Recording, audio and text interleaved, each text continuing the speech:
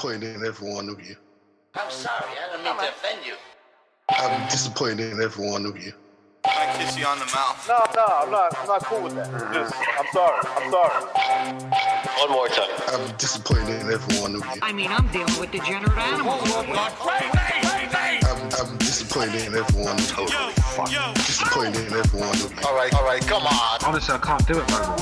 I'm disappointed in every one of you. Let me tell you why. It's gonna be all right, Nicky. Go ahead, shoot. You just killed a little fucking man. What are you going to do about it? Yeah, because you got nothing. You don't got a thing. Yeah, because you got nothing. Lobito! Got nothing. I want to get out of this rat hole. I want to get online. I need BDA Boxing.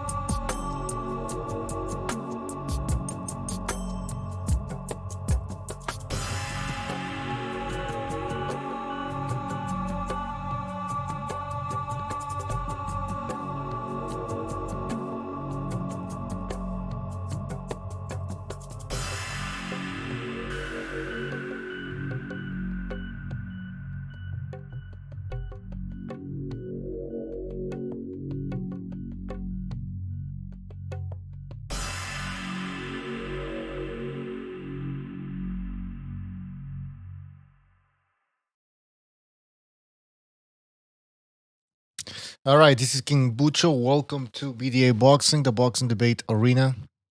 Special Saturday show. Anything goes, basically. So this is my type of show. We can talk about anything. And hopefully we're going to get some phone calls. I invite everybody, especially the LDBC, to call in. We want to hear your side of the story. And by the way, guys, I'm already working on a fourth video regarding the LDBC. It's going to be coming out probably on Monday. I'm going to work on it tomorrow. I already have all the clips. Just got to put everything together. It's going to be quite painful. But, it is what it is. That's the price you pay. But the end product is going to be worth it. Who's in the chat right now? Same Brit, Laced Up, SSB28, Sam Greer, Johnny Boy, Nick Undisputed, Brian Harkin, John Gonzalez. Guys, welcome. Let me send you the links so you can join me. The phone lines are open as well. Yes, they are. Wait, hold on. Are they? Are they really? Give me a second. Fuck. Anyways, we're going to have the phone lines open and the StreamYard as well. So you can call us through StreamYard. I'm going to be posting the link. I think I fucked up over here. Sorry, it's a one-man show today, so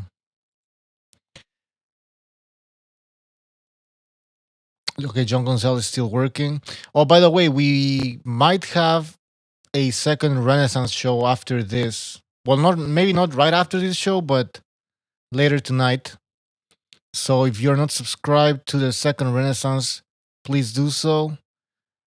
You can find that channel by going to the BDA Boxing YouTube channel and then going to the community section. No, not the community section.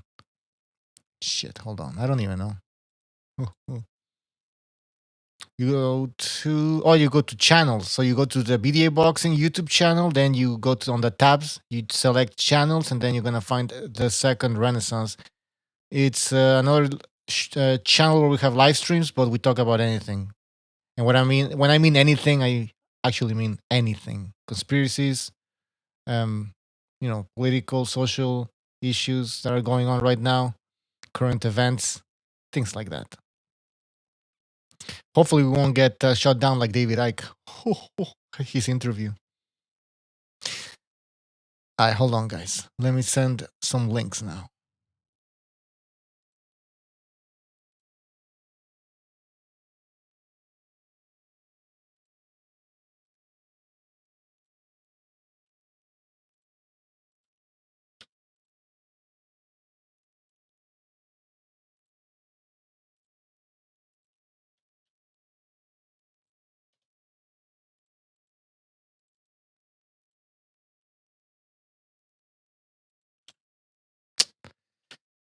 Un momento, por favor.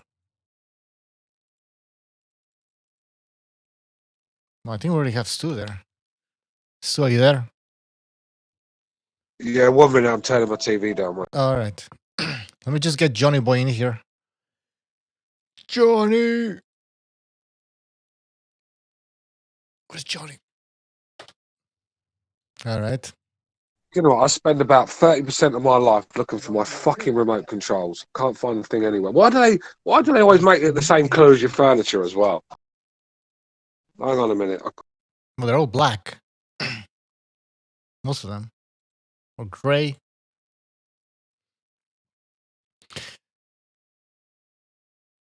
Apology Man is asking, what did David Icke say? I don't know. I didn't see the interview.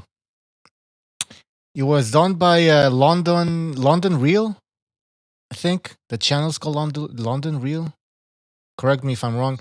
And I don't know what he talked about. Probably about the coronavirus. And apparently 20 minutes later, after they posted the live stream, I think it was a live stream, 20 minutes after that, they took the video down. So I just heard Stu talking about the remote control. Last night I was all fucking sauced up. I fucking threw my cell phone in the garbage can on accident, so I'm fucking hammered. Up at 2 o'clock in the morning, calling the fucking thing, trying to hear it, shutting all the noise off, looking around the house. I'm all fucked up, looking around the house for the damn thing. So finally, I go out in the garage. I'm having a smoke. I'm like, where in the fuck could I put it? I'm still calling. I'm like, maybe I dropped it in the fucking sidewalk or so, you know. So I'm calling. I hear a faint little buzz when I'm out in the garage having a sidewalk or having a cigarette. And I hear it buzzing off in the fucking garbage can. I'm like, you got to be shitting me. So I'm digging through fucking cat food and all kinds of shit. I finally pulled the finally pulled the. Go ahead, Johnny. You cut out. No. I was just gonna say I finally fucking get a hold of the thing, pull it out, and there's fucking shit all over. I remember I lost my phone. Right? I couldn't find the fucking thing anywhere. It died, so I was ringing it, so I couldn't find out where it was. Went and bought a new fucking phone. I was cleaning my car out. It fell down the side of the chair, and it was there all along. I bought a new fucking phone as well. Now, I lose everything, mate. I tell you what, there's nothing more frustrating than losing a remote, especially when you've got some shit on the telly. And it's just it's torture on the telly. You're looking for your mate, you can't find the. Yeah. That's one for second Renaissance. Yeah, we might have a quick show right now and then move on to the second Renaissance. A lot of people still don't know about that channel. I keep seeing these comments. Oh, I didn't know there was a second Renaissance channel. I'm like, yes, there is. Stay tuned for the second Renaissance, man, guys. That there's a lot to talk about right now. So I think if we do a second Renaissance tonight, it's gonna be great. Yeah, go to the Second Renaissance and subscribe, you fucks. And I got a also good hit the topic. like. I got a good topic. Repercussions from China. Repercussions to China. Sorry. China have got to pay for what they've done, whether it's not their fault or not. They've hid this virus for a long time. I mean, they knew it was around. They were stocking up fucking masks and gloves and everything else, and what they were fucking stocking this stuff up. So they knew something was happening, and they kept it quiet. And like I said, I know the UK have just put in a UK think tank have just put in a claim to China for $5.6 trillion. That's what they want in compensation. So I don't think they're going to get that. But if that's what the UK are asking, can you imagine what Trump's going to ask for? Yeah, It's going to be triple. But the thing is, I got a feeling China might be.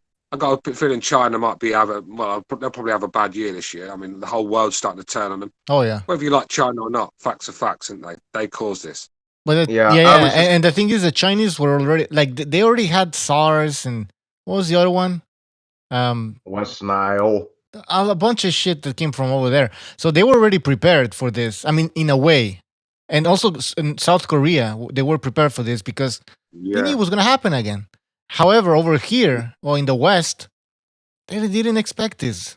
So someone in the chat said about it was just to crash the economy, and I don't know whether he means China to crash the Western economy, but it wouldn't surprise me to China. I mean, China they're not a very nice fucking a nation of people. Mate. They're not. They're fucking horrible people. I'm not sorry if that makes me a racist. So be it. They are our enemy, man. You've just got communism is a fucking cancer, and it wouldn't surprise me if this was made in a lab to cool their population, and it's got out. That's what I think. I mean, it's how convenient that this virus is killing the old and the sick. And when you're in a communist country, which is socialism, which means you fund the sick and you have to pay for the sick, it gets very expensive when you've got people, especially when you've got 2 billion people in the country. So I wouldn't be surprised if this was a virus that was man-made to cool the Chinese population and cut some of the costs. And it's got out of the lab, and they've kept the rest quiet, and they've got to pay for that. Stu, will you be taking the vaccine? Sorry, Butcher. Will you be taking the vaccine? Hell when no. they come up with one. Real quick, I was just going to let everybody in the chat know. Yeah, Second Renaissance is where we talk about politics and fucking the Franklin scandal and shit like that. That's a little too sensitive for. Just so everybody's aware of that. Yeah, and also, listen, I think that the Japanese dudes I've met have been cool. I got Filipino family. I listen. The cunt over there is China and North Korea. That's the cunts over there. The rest of them are all right. The Chinese are fuckers, and the fucking North Koreans are fuckers. I think you're all cunts. Look, some fucking snowflake. He looks like he's new here. Old Sammy boy. Well, that's racism. Look, I just timed his ass out. No place for snowflakes here. If you can't handle a few home troops, then get the fuck off this page. You're not going to like what you're going to hear. We don't like snowflakes around here. We don't need it. We like to keep it real. And if you don't like to be open-minded about certain things, then you're in the wrong place here. But look, whether you like China or not, it's not about race. It's communism for me. Like you said, North Korea, another piece of shit nation. And Cuba. I mean, the Cubans. It's not the Cuban people, but the Cuban regime. Anywhere there's communism, they're just fucking. Look at the Soviet Union. Would you want to live in the Soviet Union back in the 80s and the 70s? No, I fucking wouldn't. So look, it's not about the Chinese as a race of people. It's the Chinese as a nation of people. So you've got to understand the difference. And like these people, you've only got to look at it fucking. If it fucking moves, they eat the thing, don't they? They kill it and fucking eat it. I mean, they are fucking. All right. Listen, Stu. All right, okay. Let's talk about that on the Second Renaissance. Very good topics. Actually, I thought this was Second Renaissance. No. Anyway, in your revolution, tell me what to say. Anyway, fucking hell, you're just you're the apprentice around here. You keep your mouth shut and learn. Exactly. You're not a master yet. Stop it. just learn. Just keep your mouth shut and learn. Like Johnny said. I was gonna chip in your fucking mouth. Hey, I was gonna chip into your fucking point, homie. I was gonna say. I'm joking, man. I know. We're just kidding. Hey, I was gonna just chip in. I was gonna say, hey, look. Even if, you're not a conspiracy guy, fucking China already, there is a population control aspect with the whole you can only have one child thing. So, that's already, the government is already trying to control the population. So it's not too far-fetched for some kind of laboratory sickness to be unleashed to try to cull the old. Control the young, cull the old. It adds up. I'm not totally sold. You're a conspiracy theorist. All right.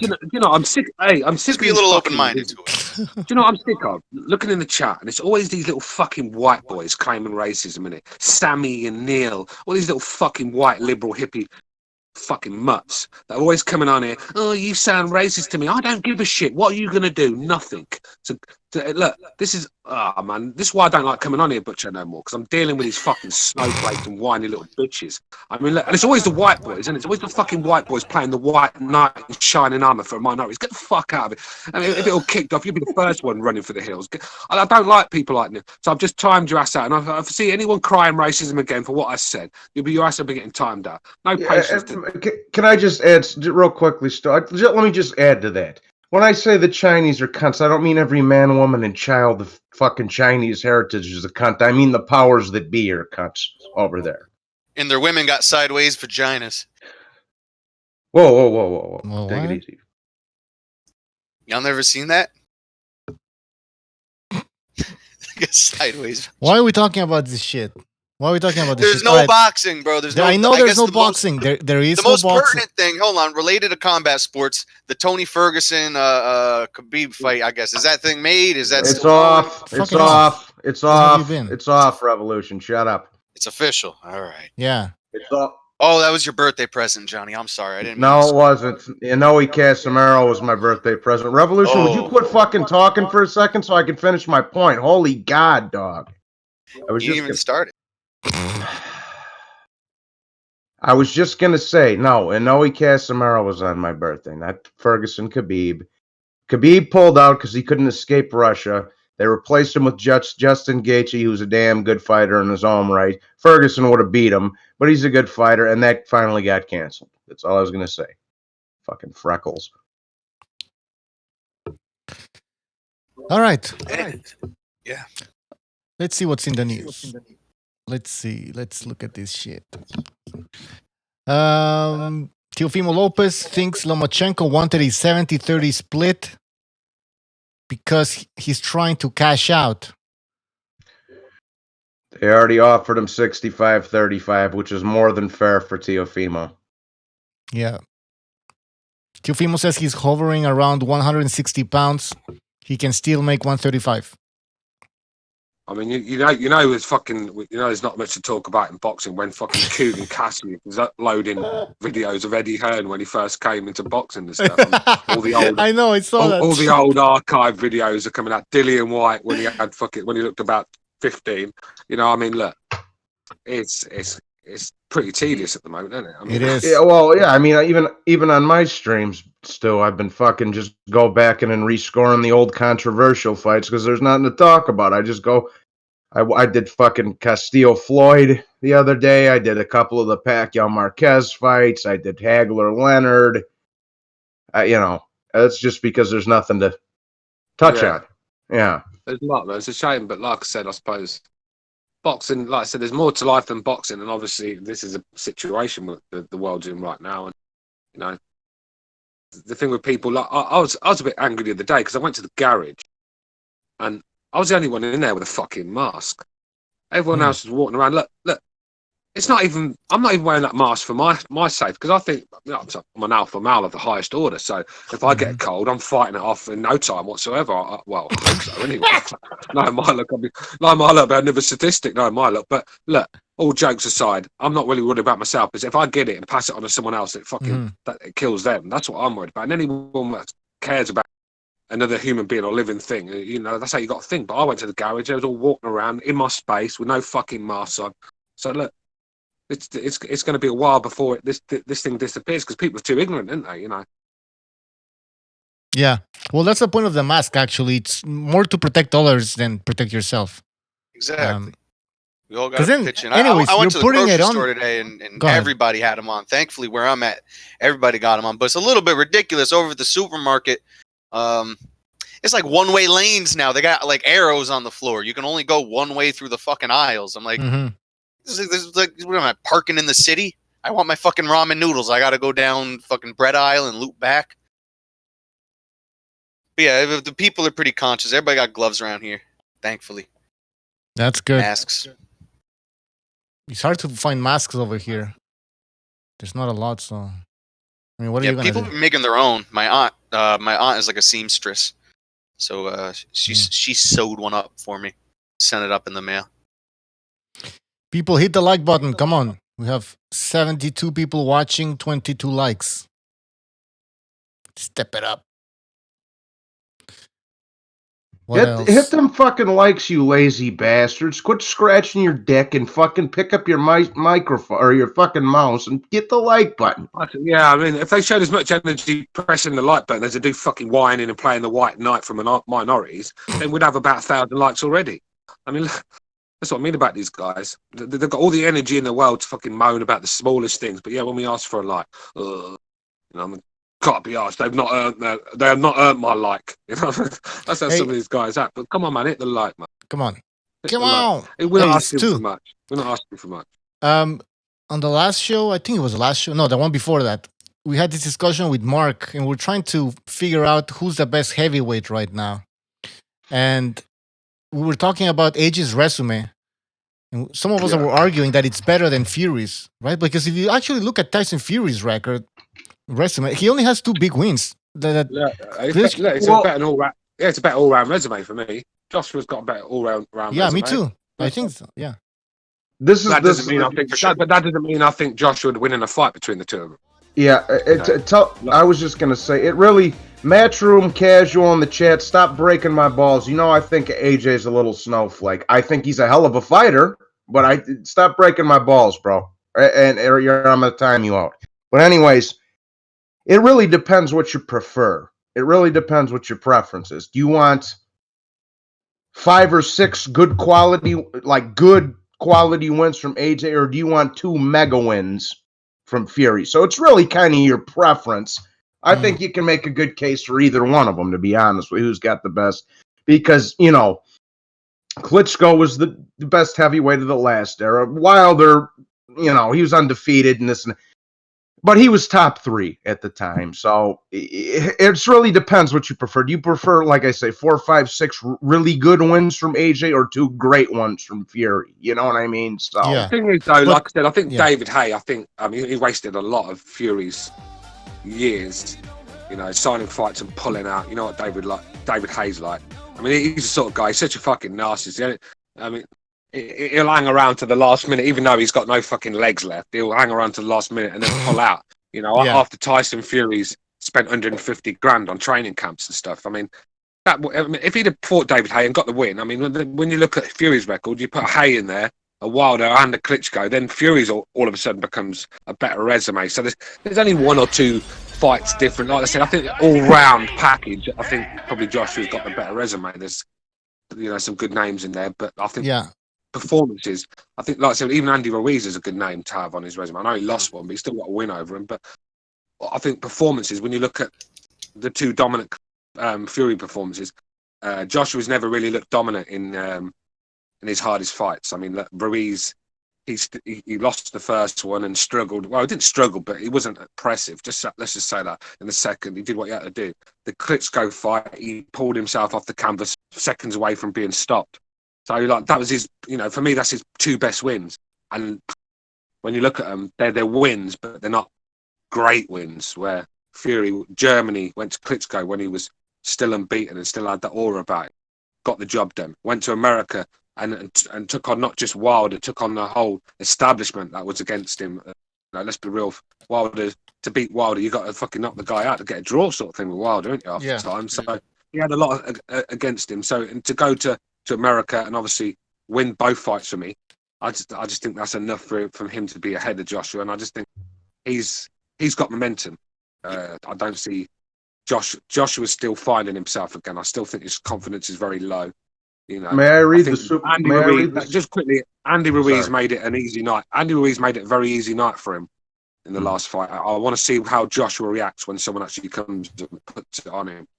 May I read the super chat, Butcho? Go ahead, man. Let me go after. Mike P, thank you for the super chats. He said, and again, has anyone heard John Fury was challenging a fight by a bodybuilder?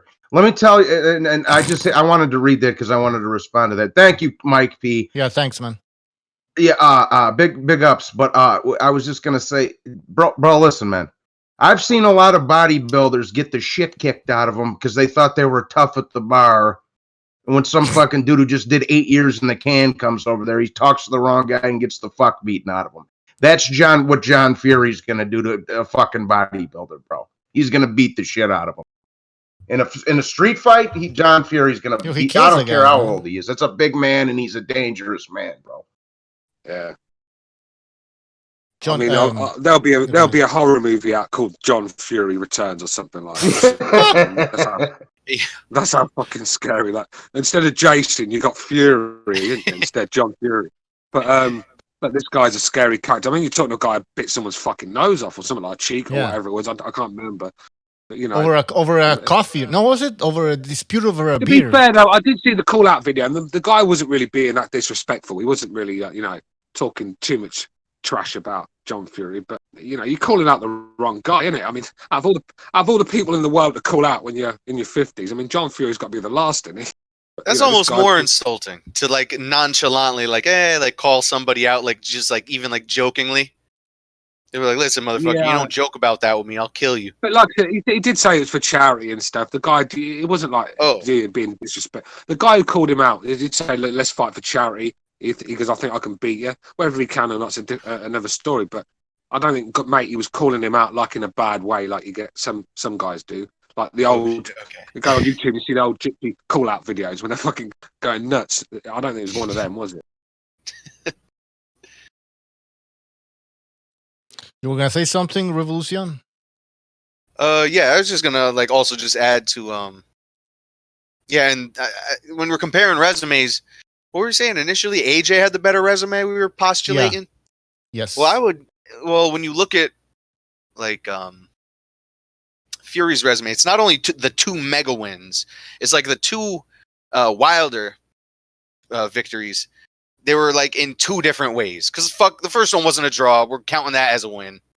He beat him in a chess match, and then he beat him in a fucking fist fight. So that really has to say something. That like it's like 2 well-rounded performances back to back, kind of against a like top level guy. Yeah. Whereas AJ doesn't have as much dimension. He has more names, I think, so to speak. Like the mid-level names are built up on his resume. Let's take a look. Like who you got? Povetkin, an older Povetkin. That's a good name. Parker. There you go. Which at the same time, like it wasn't a super impressive victory. Yeah. Dylan White. But yeah, some people are saying could go Dillian White. He's got a few good names there, hasn't he? Really, with Andy Ruiz. It's a good resume, really. For only fights, you've got to give Joshua his credit. He's not fighting can after can like Wilder did. He had some tough challenges. I mean, really, he was fighting Klitschko after what? I don't know. I think it was 16, 17 fights. I mean, yeah, you can't knock him. He wasn't fucking around. All right, guys, we have a phone call. Let's take it right now. 813, you're on the air. 813. Hey, I heard what you said about Wilder losing that first fight. You need a recap, man. All right. How did you score that fight? I'm just joking. It's Red Glove. It's Red Glove. What up, puppy? Yeah. Hey, what up? How's it going, Johnny and Revolution and Mr. BDA? Bucho. Stu, how you gentlemen doing tonight? Pretty good. Cooling out on a Saturday. Oh, Bucho. My bad. No worries. I didn't mean to miss. Insult me. Don't insult me. Yeah, y'all gentlemen doing good. Yes, sir. Man. Is that Red Glove? Is that Red Glove Militant? Yep. It is. Yes. Yeah. Yeah, we're all good, brother. We're all good. What you I'm sorry if I missed anybody else on the panel. I just don't worry about the Revolution. Don't worry about Revolution. He's an apprentice. He's an apprentice. He's got to earn his call outs.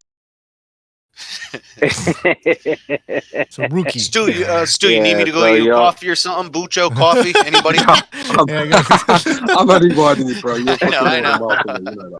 All right, Red Glove, You're what's good up? at dissing our team, bro. You're good at dissing. Boom. So y'all are welcoming the whole LDBC to call you and quote unquote give you that work. Exactly. Yeah. Hopefully they do that. Look, I would I'm like not- to get I'm some not- work. they Goddamn. don't seem to like to get out of their comfort zone and go to other channels. And I mean, I'm sure Look. a lot of us would be willing to go to their channels if they wouldn't just mute you and block you. Yeah.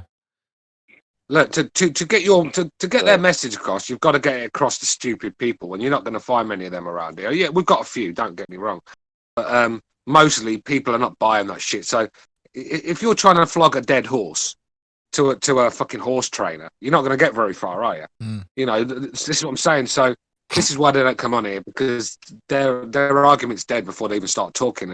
They know that, so they might as well stick to their side where all these fucking dumbasses come and believe everything they see and listen to all the sound bites and that's that's what that's basically what it's about. Oh yeah, and whoever is putting together those videos, the delusional, about the whole glove gate and everything, like big shout out to whoever's putting those together. I don't know if it's Bucho or it's me. BDA or Stu or whoever's doing is doing a good job. I do a little bit of editing myself and I crack up at them videos. So big props. Yeah, I saw your video. That was pretty funny. That's the thing. We've all got our different skills on this show. You've got BDA, who's a fantastic host. Mm-hmm. You've got Butcho, who's you've got editing genius. You've got me, who's the heathen spotter. So we've all got our we've all got our traits, bro, and all together, sort of thing. Yeah, that's a good point. And the voice of the boxing debate arena. Oh yeah, the voice of BDA is Revolution. And you've got Johnny, the carnivorous for the LDBC. I fucking hate that guy. So. Johnny had a security. Oh, Johnny Boy is my boy, man. He much respect. Well, much respect to all of y'all. Yeah, I just wanted to chop it up with y'all real quick, give y'all's respect. I know you probably got other callers and stuff, so I don't want to take up too much of your time. But and I also wanted to fuck with Revolution just a little bit. But y'all keep doing your thing.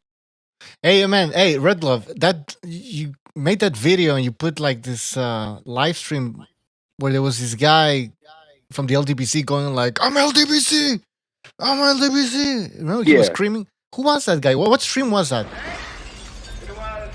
Okay, so his name is Raekwon Bell, and if you go to True School Sports, it's on his channel. In fact, if you go to that video that you saw, I put the link in there. So just look for the one that says, it's going to be near the top. It says like True School Sports full stream or full video. It's not the stream. He edited it, but it's 47 minutes long. Like there's a lot, and it's all of that guy. Okay. And it gets pretty funny at some points and pretty disgusting at others. But if you click on that link, you get to see that whole video that he uploaded. All right, man. I'll check it out.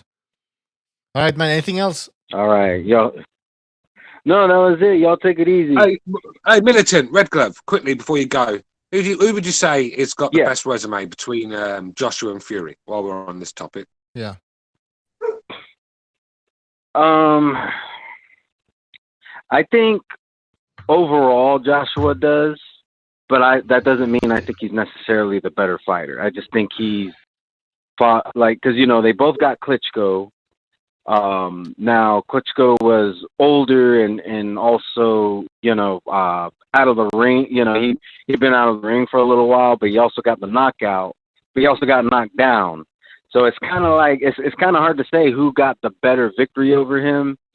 And then after that, I'll be honest, I'm not really too impressed with Fury's overall resume, but so resume-wise, I think AJ has a better resume, but like I said, I don't necessarily think he's the better boxer. I think Fury is the better boxer, and I think it will be a really interesting fight.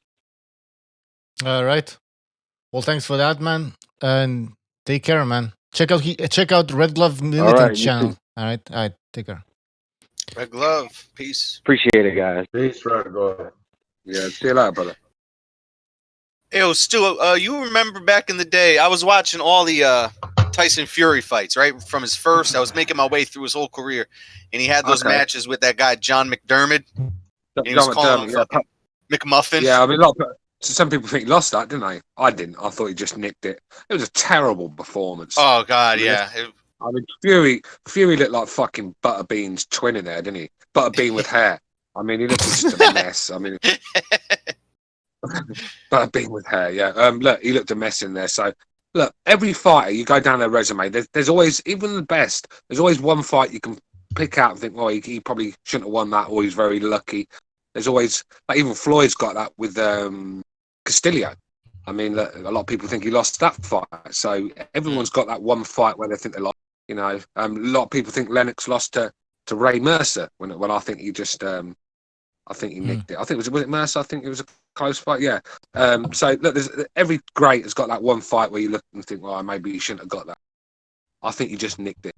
John McDermott proved though that he was just a journeyman at the time, and you know he was just a tough journeyman. That's what happens if you're not mentally right in a boxing ring. If you're not training properly and you're not eating properly and you're cutting corners and you take your opponent for granted, you go in there and someone like John McDermott will find you out quickly because he's tough and he's not going anywhere. Like, see, the Fury was used to hitting people and just falling over. Well, John McDermott weren't going to fall over. It wasn't a world beater. Let's be real, but he'll let you know how good you are. And that was what I think Fury's problem with. I think he went in there with the wrong attitude and nearly come unstuck. I just remember he was so upset. Hey, he was at the conference. He's like, Fury called me McMuffin. I'm not going to let him do that. It's disrespectful to my family. Fucking McMuffin. Hey, by the way, just Fury. Like I said, I think with Fury, I think the tougher the opponent in there, the better he performs. Yeah, man, I like some of those low-level English fights. I like that domestic scene they got over there. Yeah, I don't know, just the atmosphere of it. You know, like the little hall fights, not in a Wembley Stadium, just the little halls and shit. But yeah, the obviously, especially when there's a big home fight on, you know, the crowd get behind their guys. A lot of them are football fans, so you get a good atmosphere in there. But yeah, I mean, that's what I'm saying. Boxing is just a different level over here when it comes to support. I mean, when you got someone like Josh Warrington, 28,000 fans. I mean, let's be real. How many Shaka Stevens got? Take the noughts off. It's kind of like hockey in Canada, you know? It's like around here is like, you know, Boston, Detroit, New York. We got like hockey, you know, big hockey followings, but it's nothing compared to Canada. Like Canada is as big as fucking football. Yeah, that's how it is up here too. We got a big fucking hockey gig going. Yeah, Northwest. Never Northeast. as big as Canada though. That's the thing. Mm-hmm. When the Canadians, when the Montreal Canadians, Canada, what? Revolution? Are you from Canada then? No, I'm from Connecticut. Oh, you're from Connecticut. That's a posh area, isn't it? Yeah, New England. Yeah. When the Montreal Canadiens won, I thought that's Boston. I thought New England was Boston. Yeah, exactly. Yeah, New England consists of Maine, Vermont, New Hampshire, Massachusetts, and Connecticut. Okay. Actually, we got kicked out of New England recently. Well, I said I only know that because I sort of follow the Patriots for obvious reasons. New England. I mean, you do the fucking connect the dots with that one sort of thing. So yeah, well, the fucking Patriots. I'm not really American. I'm not really American football fan. I do watch it now and again. So I always used to get behind the Patriots and stuff for them reasons. But yeah, I knew New England was Boston. Those are the guys you fought in the fucking Revolutionary War, man. I don't those are the British people's enemies. Listen, it's just a sport. I don't put sport and politics. I don't mix the two. You can't do that. You know, you can't mix sport and politics. And I don't think Stu was.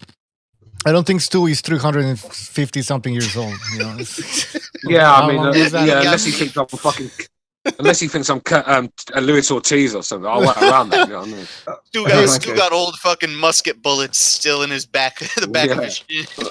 Yeah, like I got a Smith and Weston in the cabinet, innit? Yeah, exactly. I had the girlfriend in Florida was from fucking New England too, but she had the way thicker accent than Revolution does. She sounded like one of them chicks off of Gone Baby Gone.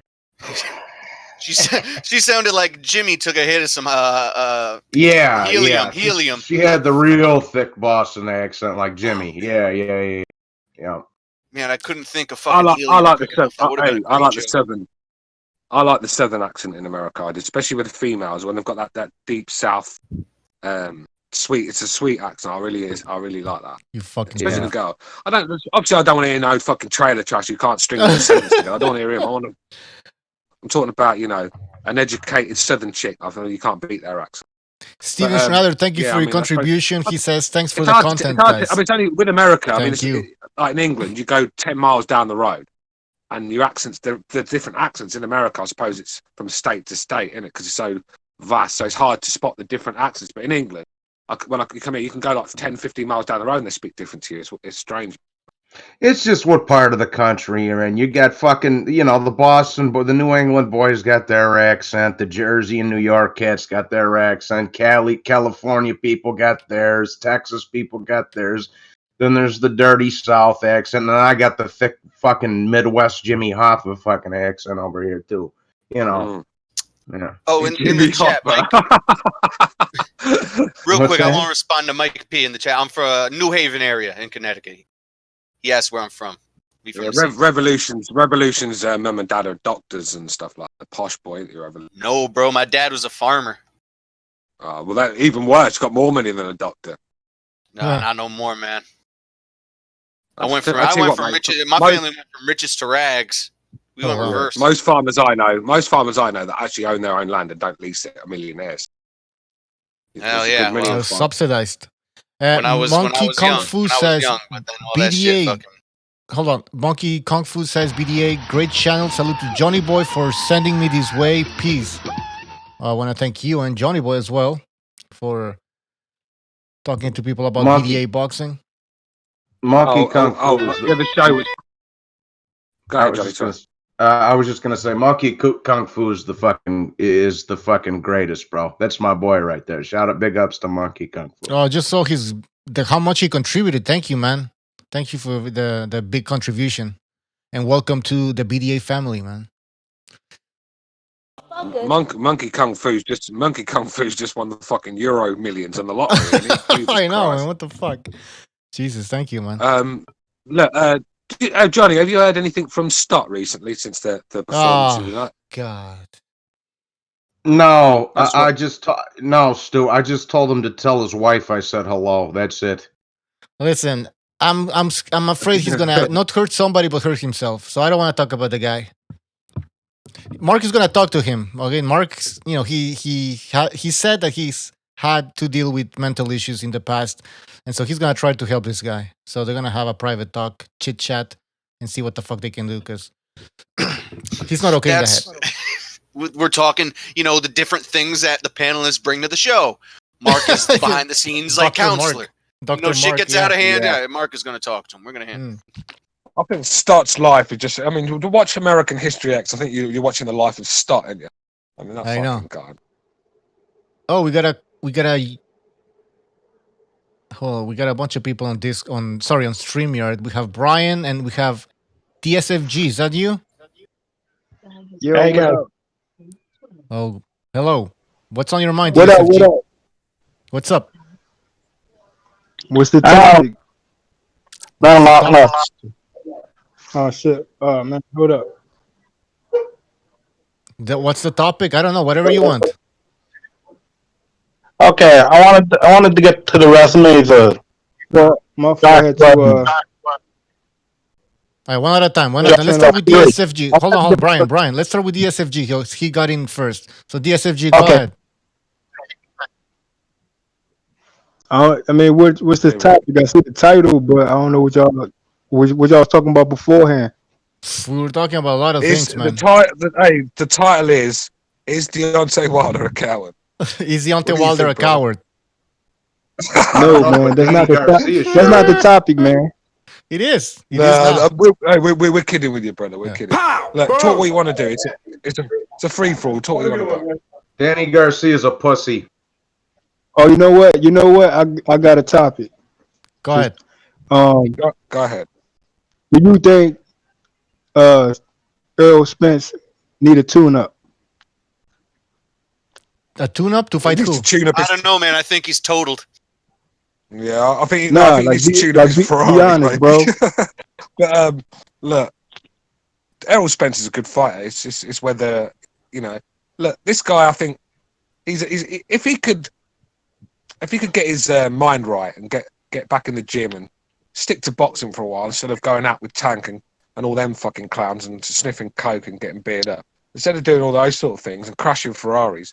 And maybe should just stay in the gym a bit. And then if you can get Errol Spence dedicated, it's going to be a problem for anyone. Let's be real. The guy can fight. This guy can box, but he can take it to the trenches as well. And that's what makes Spence a little bit better than the rest for me. I think when I pick the best welterweights, that's why I picked Spence at the top. I just think he does it all a bit better than the rest. I mean, Crawford might be technically better than Spence, but I've seen Crawford. Well, listen, Crawford likes to bring as well, but when you sit in the pocket with Crawford, I think he's there for the taking, where Spence will fucking sit grit on his teeth and go to war with you. I mean, that's how you feel with Spence. But what I'm saying is, I think even though he got mandatories and stuff like that, but I'm like, why Keith Thurman gets to get a tune-up after a 2-year layoff, but then Spence can't get a tune-up. Like, don't we want to see where he's at? Like, should he get a tune-up? Like, drop a belt or whatever? Yeah, but not all the belts. What tune-up is, though, bro. It depends what tune-up is. I mean, people. What sort of tune-up? What sort of level are you talking about? You got the list. You got the tune-up. You got a tune-up list that guys that need more proving to do, which is Ugas. He's like a runner-up for a match. He just fought Porter, so I mean, why not? I mean, since Bud not gonna fight Ugas, like Spence is right there for a tune-up, like just to see where he at. And then you got Mikey. I mean, not what's his name? Don't want to see Mikey. Ugas, you got George Ortiz, you got Lopez, you got Lipiness, you got people that's coming up in ranks like that don't deserve the shot right about now, but they can like intervene. They can get the early shot for a tune-up. Let me say this to the caller, bro. First of all, Virgil Ortiz and Lipinets and these guys, they need to go beat somebody before we even start talking about them going in there with I know, but what I'm saying is they should get an early opportunity because they don't like. You already know Virgil got boost problem, and then all right for on that list. But what I'm saying is they got to go prove their worth before we start throwing them in there with Spence and all these other guys, bro. If anything, Spence, I don't have a problem with him fighting Danny because Danny ain't shit. No, I think Danny. No, listen. Danny Garcia and Spence is inevitable. You know what I'm saying? That's bound to happen, bro. I'm just saying the tune-up before that fight. Why would he need a tune-up before Danny Garcia? I'm saying why not a Ugas? Well, how about Danny? I think Ugas beats Danny too. Oh.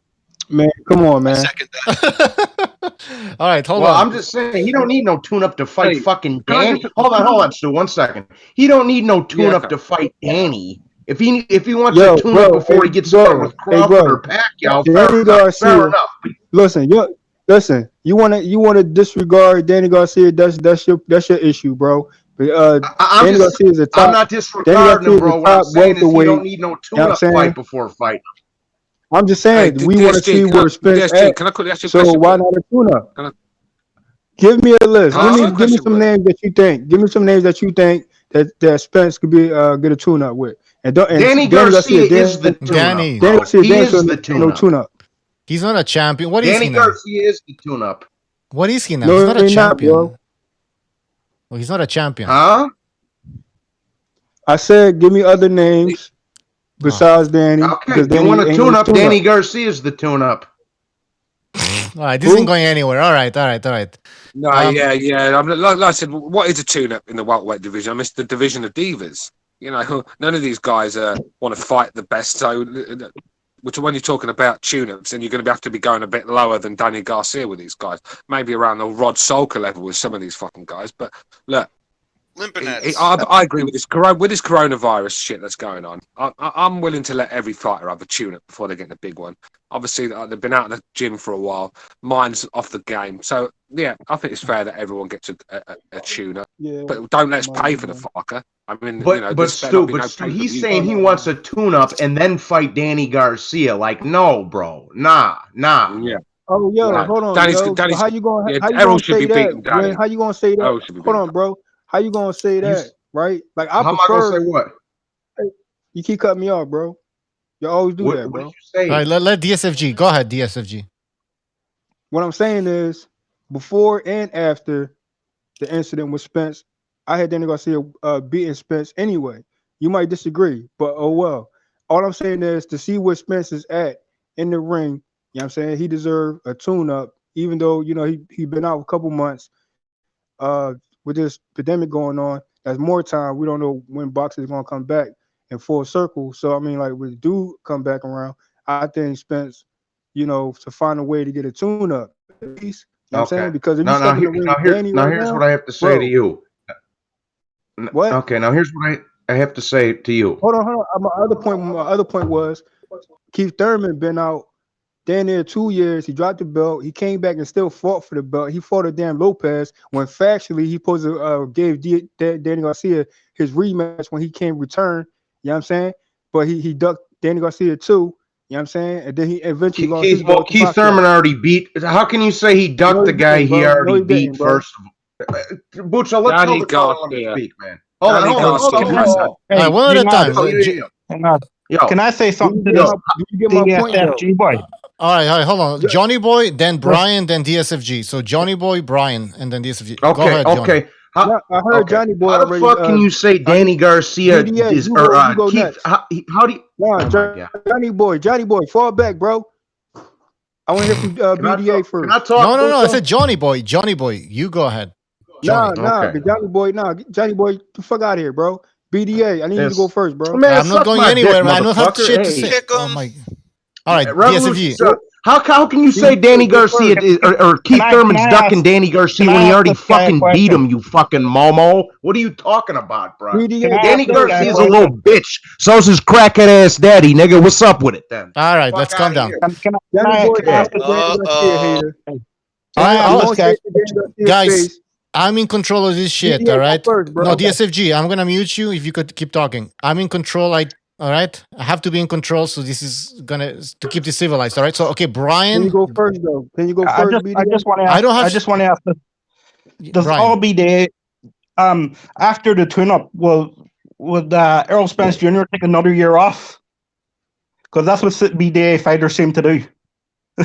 Yes. Especially in the welterweight division. I mean, like I said, yes. Divas division. We're talking in a circle. Hey, BDA. It's if Buccio. Keith Thurman comes back, right? Hold on. If Keith Thurman come back, you think he's going to get another tune-up or he should go straight for a top fight? I think he should go straight for a tough fight, man. Like, why not? But you know he's going to come back and try to do a tune-up, right? You know that, right? Yeah, he probably will. Because that's how the BBC works. My whole point was why Spence can't get a tune-up. He is Danny Garcia. Who said he couldn't get a tune-up? Nobody said he could. Danny Garcia is the tune-up to Josh Crawford. I'm confused. Let him have a tune-up. Danny Garcia is the tune-up to Josh Crawford. No, you're not, bro. Yeah, he is. Yes, he is. Stop that casual talk, bro. Yeah, he fucking is. Like, come on, serious. Josh Crawford is the challenge. Hey, yo, listen. That's not Danny Garcia. Nobody wants to see Danny Garcia versus Errol Spence. Listen. Everybody wants to see. Hold on, bro. Everybody wants to see Errol Spence versus Josh Crawford. That's the fight we all want to see. All right. Hold on. Yeah. That's the number one fight in the division. All right, Brian, hold it. Go ahead, DSFG. I'm just saying. Go ahead, DSFG. See that casual talk to yourself, bro. What I'm saying is, why isn't there like a option for a tune-up? Like, bro, that makes sense, bro. All right, we're going in circles. Here's the thing, DSFG. All right, here's the thing. Most people on this panel think that Danny Garcia is a good tune-up fight for Errol Spence Jr. Okay, hold on. Okay, let me break it down to you. Okay. Danny Garcia is not a tune-up. Mm-hmm. Okay, and secondly, he 7-5 Keith and he 8-4 Porter. Go recap the fight. Danny Garcia got robbed twice. Even Spence said Danny Garcia won both fights. Come on, man. I've scored the Porter fight 4 times. I never had Danny win. Hater, bro. Stu left. Do you want to see? Hold on. And another thing too, Danny Garcia been pound for pound way before, bud. Yeah. Way before Danny was never pound for pound. He's been pound for pound. Do you want to see and that he's still fight? pound for Do you pound. want to see that fight, or do you want to avoid that fight? Ucho, kick this fucking kid out of here, man. You know, All do right, you want to see that fight, or do you want to avoid All that right, fight? listen, I want to see Danny Garcia versus Spence. Yeah, damn right, because Danny Garcia. No, was Dexter, bro. I'm not Danny Garcia versus Errol Spence. I'm talking about Josh Crawford. I'm talking about Bud Crawford and Errol Spence. Man, look, I'm talking about Crawford and Errol Spence. You already know what's going on with that. Do you want to see that fight, or do you want to avoid that fight? You already know what's going on with Spence and Bud, bro. Yeah, but do you want to see it, or do you want to avoid it? That sounds like to me you want to avoid that fight and they lost. That's not even You a want to topic, tune up. bro. You want to tune up for Danny Garcia, and then who after that? Then no, I'm saying, bro. You don't want to fight Crawford. Hey, yo, I got a question for the caller, bro. I got a question, bro. I got a question for the caller. When's the last time Danny beat a live body? I'll wait. Bro, he beat Keith and he beat Porter. Now go recap, No, Johnny he didn't. boy. Not on paper, he didn't. Keith and he 8-4 Porter, nigga. Danny Garcia was robbed twice, dog. Go recap, casual. Now, like I was saying, bro. Hey, homie, I forgot. My fucking mother's forgotten more about boxing than you're ever gonna, bro. Chill. Yeah. Johnny boy, chill, bro. So we're gonna have to agree to disagree over here. Now, some of us think that Danny Garcia is a tune-up fight for Spence. Yeah. You claim that he's not. And what else can we say? Bro. I think I got a fight planned. Hold on. I think I got a Porter whooped that ass. Porter beat that ass. All right. Porter All right, hold on, guys, please. I got a plan. Revolution. If the who's his DSSG, DFG, whoever? DSFG. All right. So this is how it's gonna go. Okay. He's gonna have a Spence have a tune-up, right? First is gonna be Rod Salka. All right. Gonna give him the tune-up. All right. After that, Danny Garcia. Okay, hard fight. Easy After that, fight. he just fucking fought Garcia. So you know he might need another tune-up. Let's give him Limpinets. Yo, tell him to take Angel to rehab. After that, Mikey 2. Hey, yo, you know how it's gonna go? You know how it's gonna go? Then you wanna finally know? Crawford. You wanna know how it's gonna go? Yeah. Anything that's how it's gonna go. How? Anything to avoid Bud Crawford. All the belts will return back to Danny Garcia, who the true champ, who the true #1 pound for pound. Keep hating, bro. Yo, your boy's gonna get fucked up, dog. And like I tell you, wait, hey, shut up for a second. Hey, no, you said you wanted him to fight Bud Crawford. You have just make sure you take Angel to rehab, bro. Get Angel to rehab. He's smoking too much of them rocks, bro. You want him to bro. fight Danny Garcia before he fights Bud Crawford. Bud Crawford, low ball. Before that, there you want him to You're out of your mind. Before that, there you want him to take a tune-up fight. But listen, I said Spence, bro. What you talking about? I said Spence, bro. Hey, no. Listen to me, right? You want him to fight take a tune-up fight before he fights Danny Garcia. Dog, he just came out of accident, bro. What you talking about? He need to see where he at. Bud Crawford. You don't want him, Errol Spence Jr. to fight Bud Crawford. You're looking for any excuse. No. Four fights before he fights Bud Crawford. First of all, bro, hold on. Do you want him to fight Bud Crawford? Do you want him to fight Bud Crawford? Do you want him to fight Bud Crawford? Nah, listen. What are you talking about? Spence can fight Bud Crawford, but like they said it's going to take time. You want 4 or 5 tune-up fights before that there. All right, so before he fights Bud Crawford, listen. You don't want to fight 2 or 3 fights. Let me ask you a question. When you think that Bud Crawford and Spence fight is going to happen? When? Right, according to you, like 10 years from now. When? According to you. When? You tell us, man. No, Who man, fucking answer the knows? question. When you think Bud Crawford and Spence going to fight? When? We don't know. By the end of the year. Give us an order. Tell us like the next 3 fights that Spence got to have. Okay, give him a tune-up, then Danny Garcia, and then is it Bud? Then 3 fights from now. Yeah. How many fights? No, 3 fights. Danny Garcia and Bud Crawford. Nah, man. So y'all not listening, Danny Garcia and Bud Crawford. All right, hold on. Rambling on, don't want to listen, and then y'all. You don't want to fight. You don't want to fight. You don't want to fight Bud Crawford. All right, hold on. DSFG, go ahead. Go ahead, DSFG. Go ahead. All right, listen. It's only one. Listen, it's only one tune-up, bro. You acting like one tune-up is going to derail everything. It's not, bro. He can drop one of the belts, right? He could fight a tune-up, and then if he wins that fight, then he could fight Danny next. It's either way you look at it. Danny Garcia and Spence is going to fight. Ain't nobody stopping that. All I'm saying is a tune-up will be great for Spence to see where he at and give a prospect an early shot.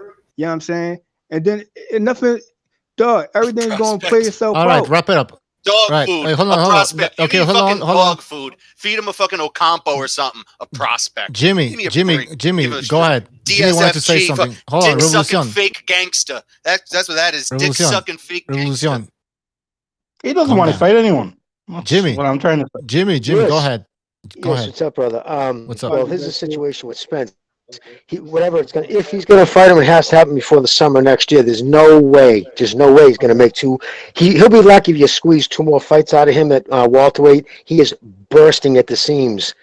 Yeah. Plus, before the accident, he was walking around 180, 185, and I just saw a video of him again today eating Cheetos. Fucking talking. You wouldn't even put him down during the interview. The kid likes to eat. He's a big kid. He's bursting at the seams when he was in his mid-20s.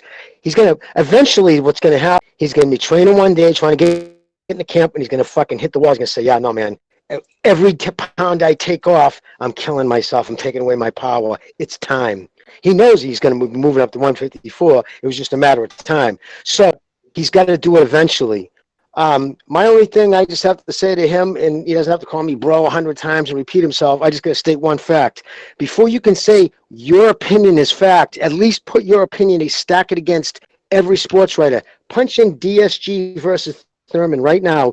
Look up, everybody gets paid for their opinion. You know, people who are respected in the business. No one said Garcia, which that fight was a fucking 5 out of 7 rounds was a sloppy boo fest. It was terrible. Jimmy, it wasn't a good fight. Jimmy. Yes, you're far away, Do you mind brother. if I ask you a question, Take over. Yes, sir. Sorry, Jimmy. I just want to ask you a question, brother, while you're talking about this before I forget.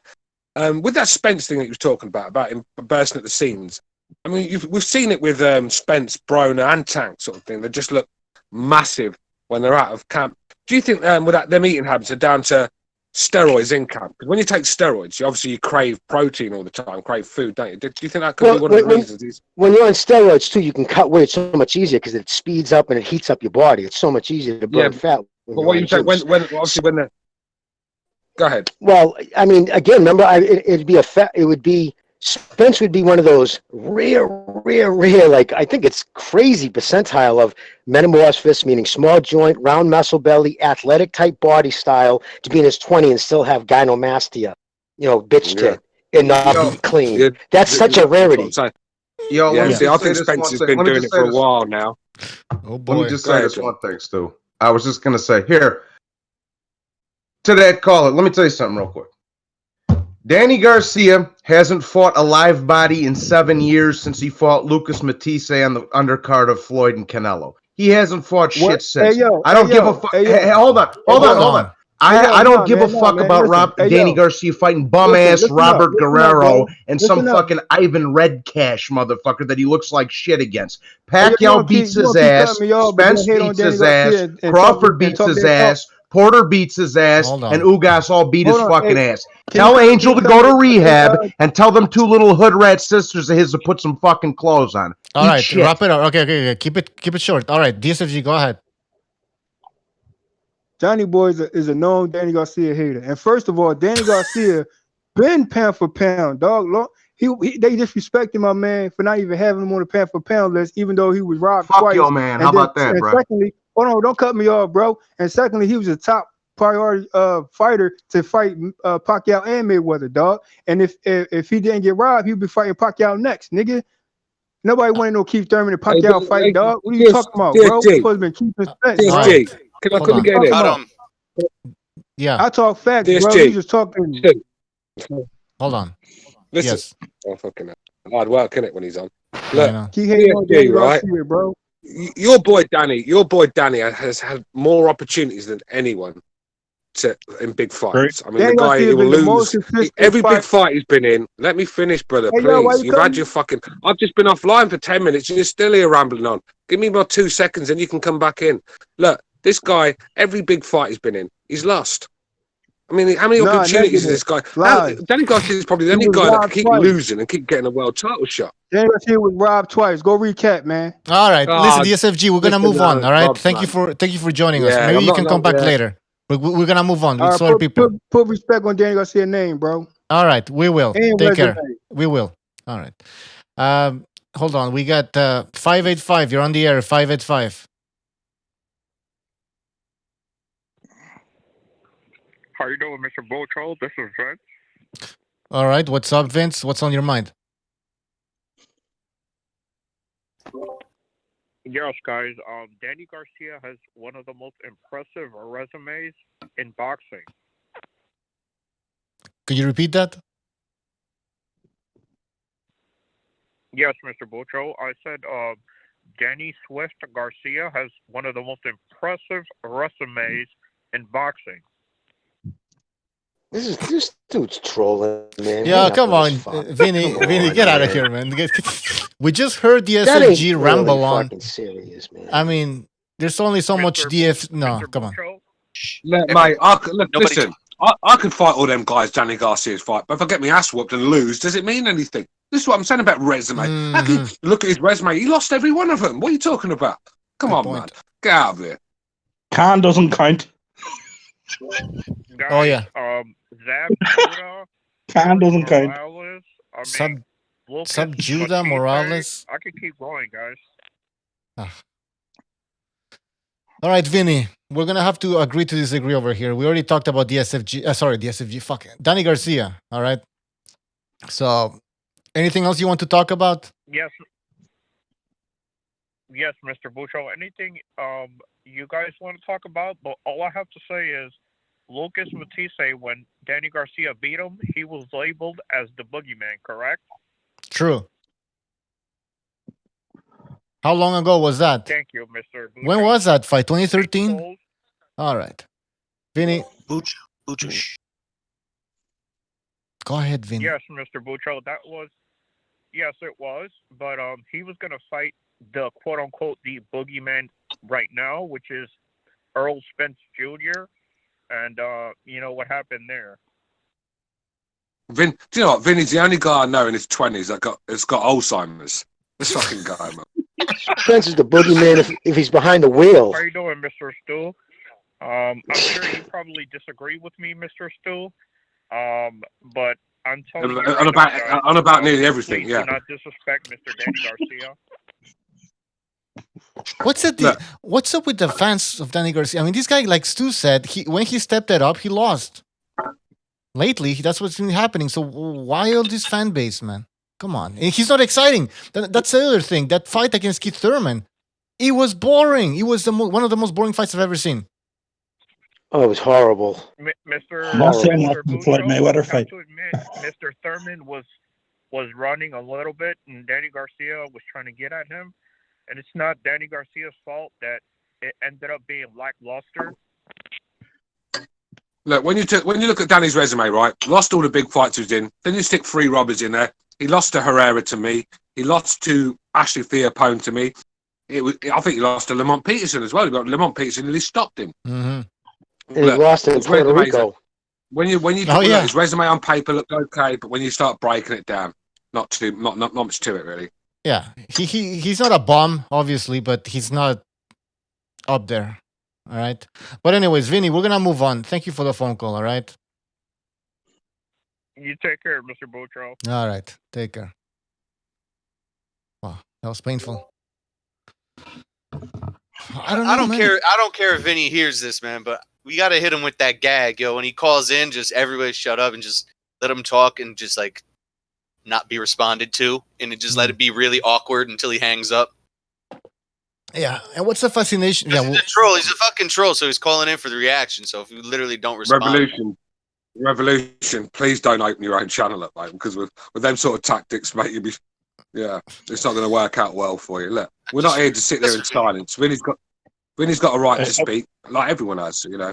It's just unfortunately when Vinny does speak, retarded shit comes out of his mouth. Yeah. I mean, what can you do? I mean, look, I don't get that's where we are with Vinny. I mean, this guy. I mean, I'm not sure what's happened to Vinny. I mean, he I thought he was quite smart at first, but it's like every time he calls in, it's like his IQ's dropped by 10 points. And I don't know what's wrong with the guy. What's the fascination with Danny Garcia? Like, I don't get his fans. It's usually a Philly thing. Philly people are usually pretty hardcore on their fans. Danny, one of the best left hooks in the business. What? He knocked out Amir Khan with it. That was about it. And Rod Sulker. That's it. I've never understood. I've never understood the hype behind Danny Garcia. Very one-paced, very negative as well. He's always looking to counter people. That's why his fights are so boring, because he just doesn't want to press forward and press the action. He's always waiting for. What the hell is that? He's always waiting for someone to make a mistake so he can counter him. And look, this is why some of his fights are just terrible to watch. Just not a very exciting fighting to me. I mean, tough as nails. You wouldn't want to fight him in a street fight, would you? I mean, he's got a fucking granite chin. He hits hard and he's just tough as nails. So, very tough boy. But we're talking boxing now, and I just doesn't cut it for me. He's a world class fighter, but he's not that top elite fighter. Sort of.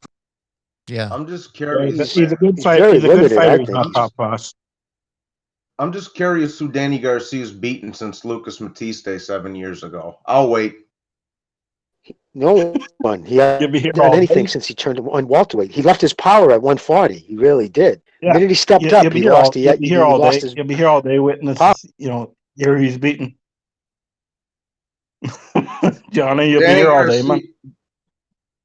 Danny Garcia sucks. He'll get scraped by Pacquiao. He'll get scraped by fucking Crawford and Spence. He'll get scraped by Ugas. Take Angel to rehab and tell his sisters to put some clothes on. Boom. Mic drop.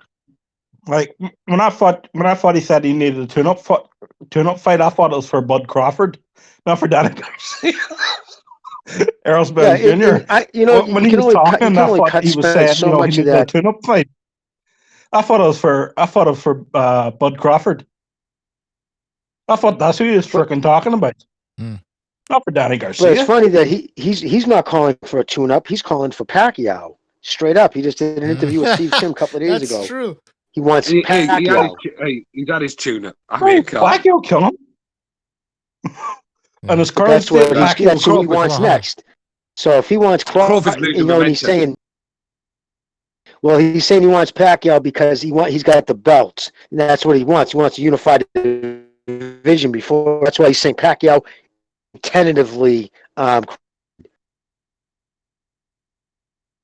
it's funny that he's calling out Pacquiao, but his fans are telling him to, sell. Yeah, I just want to say one more thing. I just want to say one more thing real quick. I just want DSFG to know this.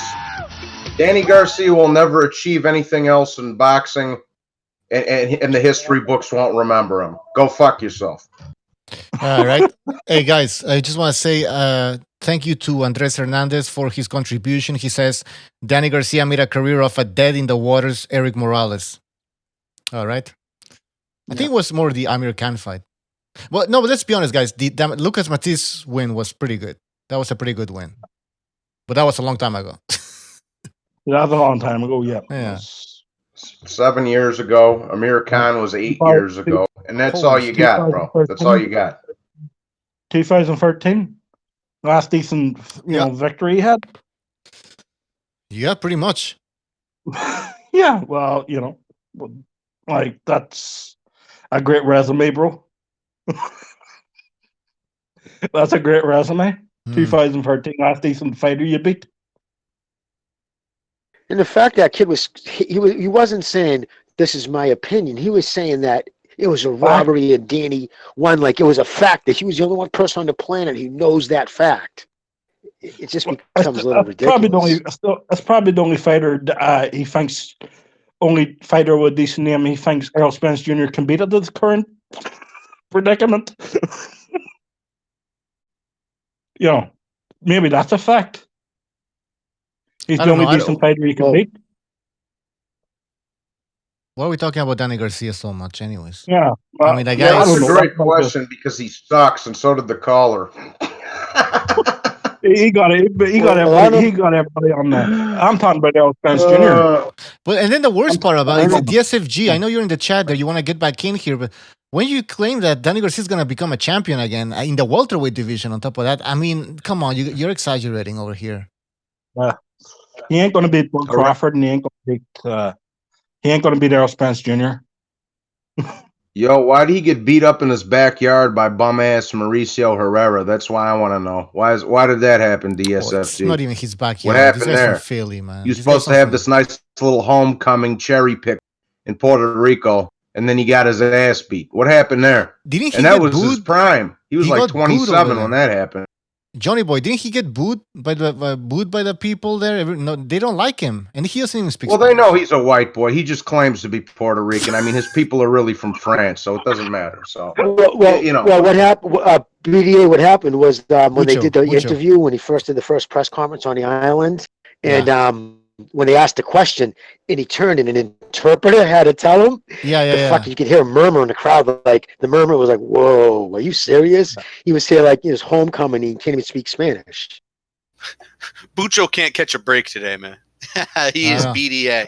I don't give a fuck. Yo, Mr. BDA. Mr. BDA. El Jefe Boxing Talk says, drop a link. Who's El Jefe?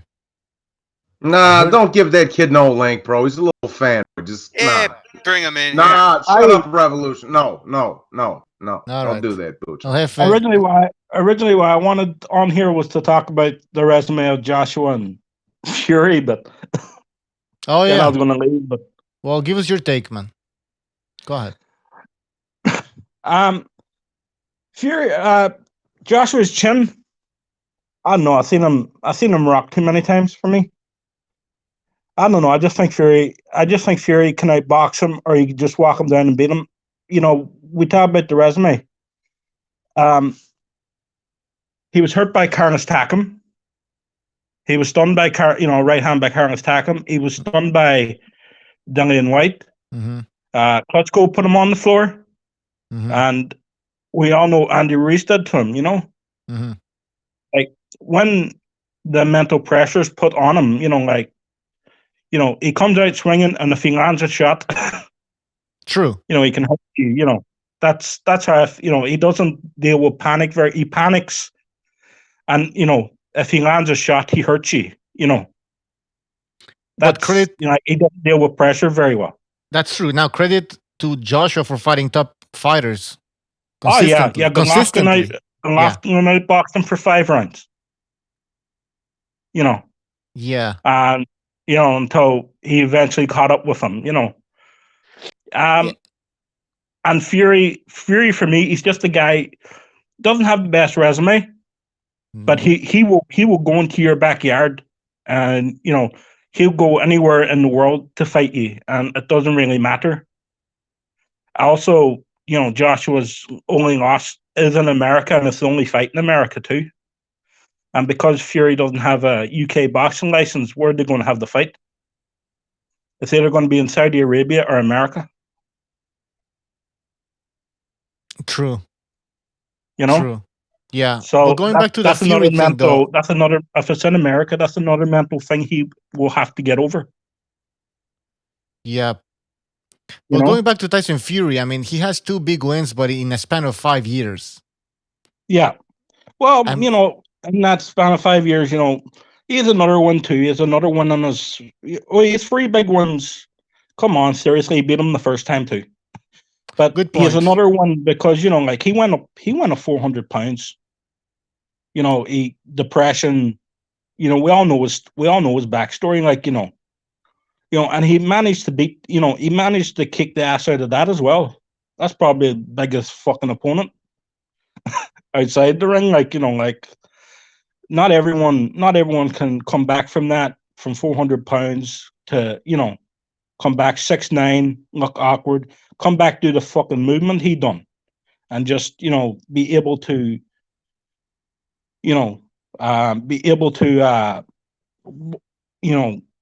proclaim the WBC title against supposedly the hardest puncher in the world. And he even came down. He outboxed him for the 10 of the 12 rounds in the first fight. And, you know, he even got off the canvas. Now, I don't know how the fuck he got off the canvas, but I'm sure there was at some point he goes, well, I'm fucking beating depression. This is just a punch. Mm-hmm. I think it's just a mentally. Yeah, I yeah, just think mentality wise, I just think, you know, he's able to adjust himself to the big fights. That's, you know, we got a I cream think for the that. bigger the fight. Yeah, all right, Brian, hold on, Brian, we got something happening here. Johnny, what's happening? No. I was just gonna say, Jesus Christ, the fucking subscriptions are skyrocketing, Bucho. Congrats, bro. I just fucking checked it again. So shout out to BDA and Bucho. Congrats, bro. Them fucking things are going up. I just clicked on the thing. I just clicked on the thing 20 minutes ago. I was on another page while I was talking to you guys. And it's you got fucking 30 more guys subscribed. Congrats, that's bro. good, Happy. man. Yeah, that's good. That's good. Oh, it's true. Congratulations, man. You know, this is a good channel and listen to it a lot. Yeah, and well, I actually agree with most of what you say, you know. Yeah, so, well, that's good to agree. Also, it's good radio, if you want to call it, to disagree. We want a little bit of drama here and there. But who's El Jefe, man? Seriously, I think I heard Ring IQ talk about the guy. Everybody echoing? Oh. I can explain that. I can explain who he is, Bucho. He's just a little. He's a little kid that Mark went off on. Fucking Ring IQ's went off on before. That IBFP dude, he's went off on him before. Who I don't care if he comes in here. I mean, but I'll slice him up like I just did DSFG. But go ahead. Yeah.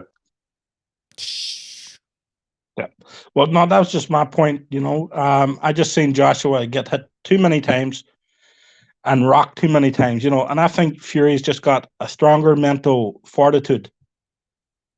You know, and I think if it comes down to the big fight, I just think Fury will be ready because the bigger the fight, the better he, you know, the better he is, the more switched on he is. Mm-hmm. All right. Let's change subject because, to be honest, we're not gonna get anywhere with this. I think. But good points, man. You know. Yeah. I just want to put that out there. No, good input, man. Yeah. I know you're boxing, obviously. John Gonzalez says, "How are you doing to call yourself El Jefe and be barely old enough to listen? If it's a kid, no, you're gonna in here, man. Listen, Johnny boy, I'm gonna take your advice over here, and I'm not gonna let this guy in. I mean, we do want a little bit of drama. It's just gonna be annoying, Bucho. Yeah. It's just gonna be annoying. Yeah. I mean, we want to debate, but I mean, I don't give a fuck either way. Well, what's he want to talk about? But, What do you want to talk about? Yeah. Are they like those kids that were hanging out with Michael Stott or some shit? I think so. I think it's fuck one off, of them man. pretending to be him. I don't know. Don't let him on, Bucho. Fuck. Because there's too many other cats in the chat saying, let him on, like y'all little gang of trolls, bro. Well, no, I think they want some good laughs and shit, but this might be like not even funny at all. So we're gonna skip that shit.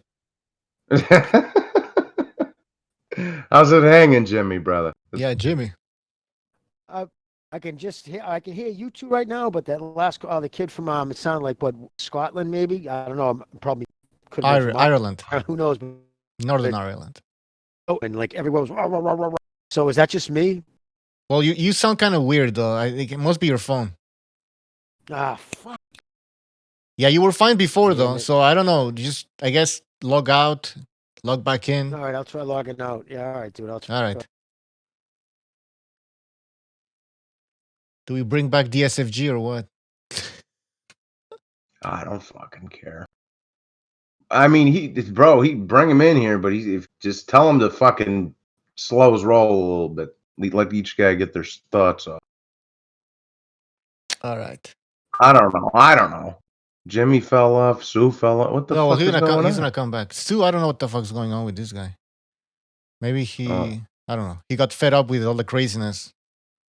Stu is like, you know what? He's right. I mean, this can get annoying. Some of these people, they're just fucking annoying. Yeah, I didn't mean to start going off on dude, but like, come on, man, you gotta chill out. And I'm not even drinking or none of that shit either. You gotta calm down though, DSFG. Yeah, man.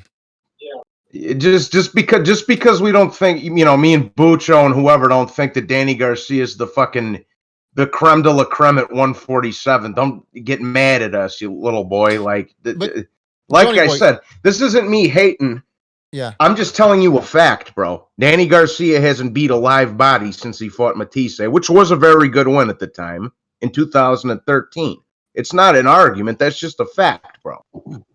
It's the fact of the matter is, whether you agree with the decisions or not, he's still got a loss on his record for Thurman, and he's still got a loss on his record for Porter. So, I mean, he's never beaten elite 147 pounder. So, yeah, he is a tune-up, man.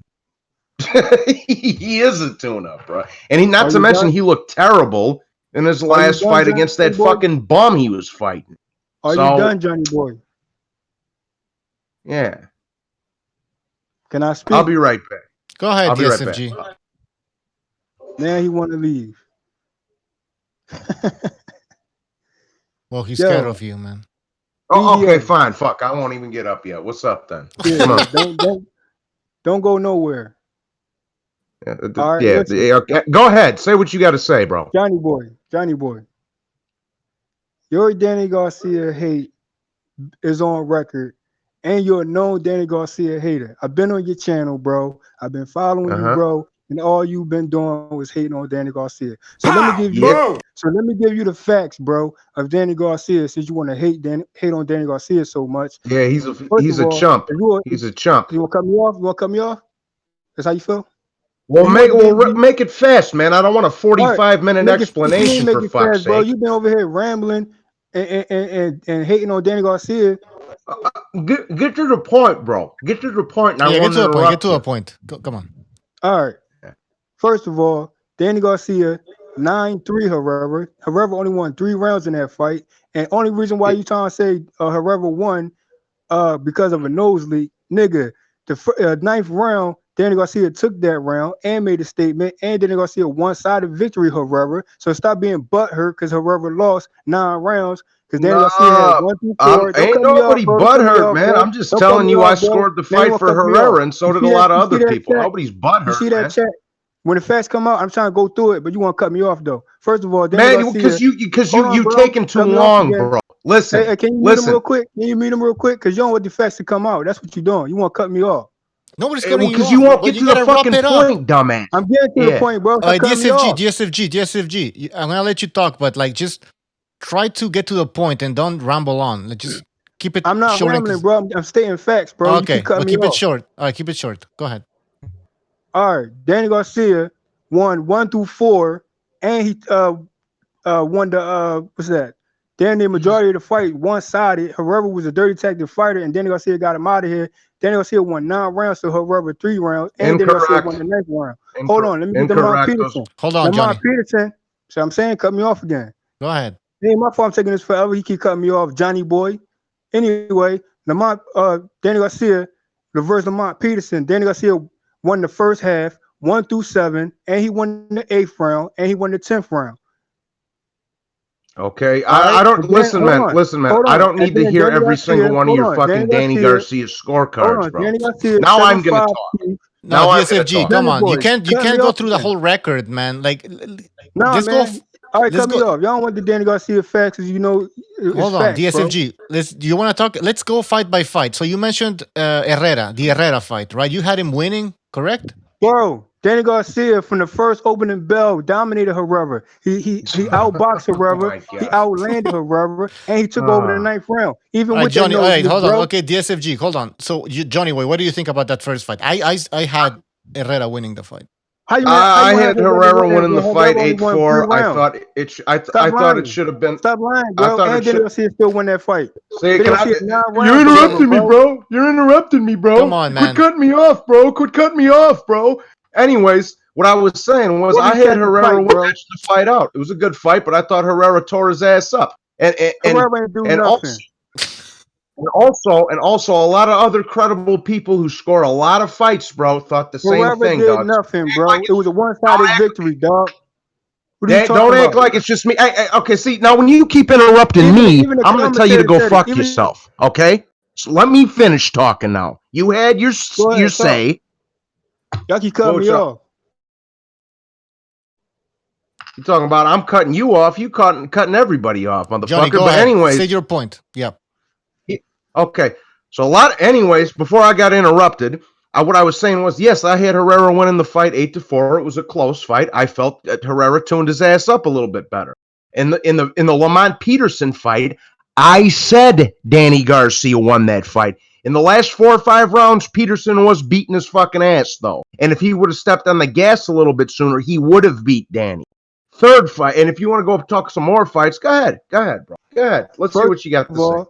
You is so butthurt that Herrera lost that fight. Danny Garcia. I don't care. In the bag. You so mad, bro. You still I could care less about that fight, you stupid son of a bitch. You know what? How Herrera won that fight when he only won 3 rounds and he lost the 9th round? He was scraping him with left hands from the opening bell to the final bell. Herrera was majority scraping him with left hands. His flurries was missing. His body size. He was scraping him with left hands. Yo, listen, he was headbutting. He was rabbit punching. Herrera was a dirty tactic fighter that Danny Garcia 9 rounds. And Herrera 3 rounds, bro. And Danny Garcia took the 9th round. Go recap. You know what's funny? You know what's funny? I do remember a lot of rabbit punches, but it was when he got the shit kicked out of him by Sean Porter. I do remember Danny Garcia rabbit punches. You agreed that Danny Garcia won the Lamont Peterson fight, and then people talking about, Lamont Peterson won 6th round on. That's bullshit because Danny Garcia won 1 through 7. That's not what I said. Don't put words in my mouth. He had 2 rounds in the later rounds, dog. So that's not what I said. To keep putting Danny Garcia false narratives out there talking about he received gifts. He never received no gift, nigga. All right, DSFG, you know what? We're gonna move on. We're gonna move on. Lamont Peterson, bro. All right, DSFG, bro, get off his dick. Get the fuck off his dick, dog. Hold on. Take Angel to rehab. And 8-4 Porter. Stop playing with me. Yo, what up, JFL? What up, King Bucho and Johnny Boy? What's going on, man? This is your boy El Jefe, man. Back at it, man. What's going on? What's up? What do you want to talk about? Well, I saw a debate on the title, and I don't know what you guys' perception is on the Deontay Wilder loss and if he could come back and all that situation, man. Because I don't know what do you guys think about that. I think he's gonna get his ass beat. Yeah. I think he got his ass beat fair and square. That's all I was gonna say. But you think he could come back to the trilogy? Because a lot of people are acting like he has no chance when Deontay Wilder always has that right hand. He's not gonna get it punched behind the head this time. He's not gonna lose his balance. He's gonna have his feet on him, so things are gonna be different, bro. How do you know that? Because you gotta connect the dots, bro. Like things in life aren't easy. You gotta connect the dots to be able to see certain things. You gotta open up your third eye. Because if you only see things with 2 eyes, you're not seeing deep into stuff, man. Well, I'll try to do that then, and maybe I'll see things differently. Okay, hold on. We have Jimmy. You want to say something?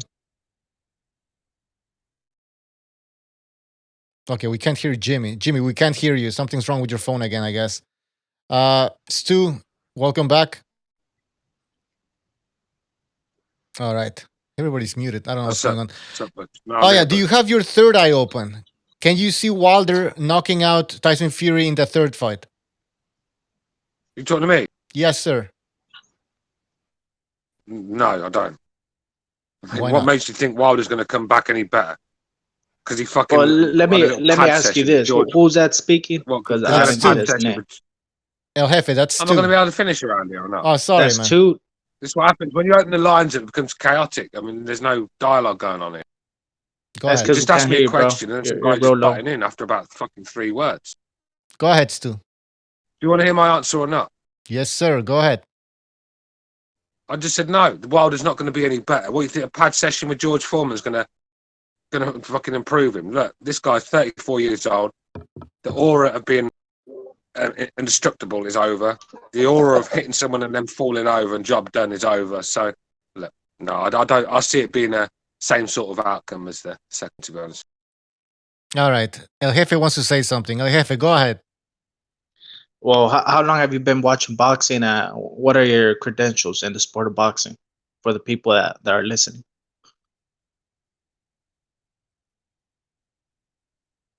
Is that a question to us?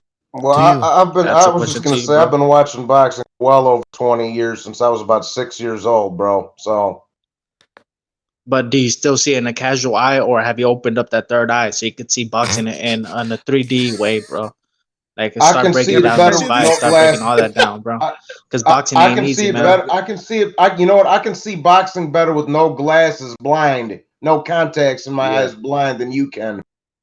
Nah, Listen, bro. El Jeffo, Get your game up, bro. El Jeffo. Get your game up, bro. Hey, listen, El Jeffo. Get your game up, bro. El Jeffo. Johnny, get your game Hey, up, bro. yo, you know what's Get your gonna game up, happen? bro. El You know Jeffo. what's gonna happen, El Jefe? What's You know what's gonna gonna happen, happen, bro? bro? Danny Garcia is the belt's gonna return Oh, to him. mute him, Butcho, man. Mute DFG. I don't hear about Danny Garcia, man. What the fuck's wrong with this guy? This guy needs to get a crush on a girl instead of a man. DSFG, Get out of here, man. come on, man. And that's for Let you, the El guys have yet to Jeffo. give a breakdown El of how Jeffo, it's all Wilder's good gonna having lose 3 the eyes. But trilogy, it's bro. all good having a third Like, eye, that but sounds that like some third eye is a hate for fucking Deontay glass eye. Wilder, It's no man. good to Break you, it is it? down. Yeah. Guys, we can't talk at the same fucking time, all right? DSFG, you had your time. Let El Jefe speak, all right? He's having a conversation with Stu, all right? That's what I'm saying. The show's a mess. I know. Well, Too many I want to people. give a shout out to JFL because he's been following the sport of boxing for years, man.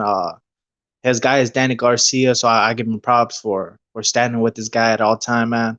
And the sport of boxing, bro, it's fuel with a lot of casuals. A lot of people don't really know shit about boxing, so they're breaking down these fights, So but they're not seeing the intangibles of the sport of boxing, man. So Of Deontay course. Wilder's gonna come back. He's gonna knock out Tyson Fury in the trilogy, and Deontay Wilder's gonna end up as a top 10 heavyweight of all time. That's facts. That's history. Deontay Wilder, the best of this era. Is that your third eye telling you that? Is that your third eye telling you that? Is it? Because if that's your third eye you telling gotta you, I'd have get a new visions to fucking be able eye. to see all Because this, man. it's I've been breaking down fights for Can I ask years. this? I've Can been I ask the caller? undefeated. I've yet to get. All right, hold on, Jefe. You can't ramble on. Go ahead, Jimmy. Jimmy. All right. Now the caller, he's saying that he says the other guy's been doing it a long time, so that's what he credits people if they've got years in. I guess they don't go to college for this. I mean, I'm not gonna toot my own horn, but I've been around this game a long time. You know, I got credentials, and you can't start boxing at 20 years of age, develop horrendous habits, and then turn it around at 34 years old after you're a millionaire. It's never happened in the sport in history. If it happens to Wilder, it'll be your first. And if you think suddenly, well, I don't know what your third eye has seen, but I've sat there watching his fights with guys who forgot more than I'll ever know, and just their jaws are open at how horrible his tech. So that's my opinion. Look, I don't like that when people say, "What's your credentials for having a fucking opinion?" I mean, that's a load of nonsense. Because look, we could get rid of Bo on the show and let him break down some if he could string a fucking sentence together. You know, look, just because you've been in a boxing ring, like look at my credentials. Look, I'm gonna tell you my credentials. Finish. I have yet to lose a debate. Let me finish. All my predictions I've given are right. So people could fact check me on all that shit, bro.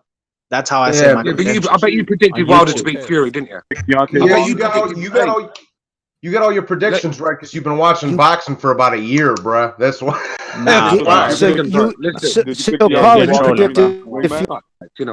And even JFL could vouch for me. Did you pick Deontay Wilder to beat Tyson Fury in the rematch? I didn't make a prediction for that fight. I thought it was going to be a very close fight, but Tyson Fury got away with punching behind the head. The biggest heavyweight fight in fucking years. That's the one you make a prediction on. Let's break down what happened. You're a joke. Be a man and say, yeah, and I picked the wrong one. Spot that fucking bullshit. Tyson Fury's a master cheater. He also predicted that Wilder was going to do over 400,000 buys against Luis Ortiz.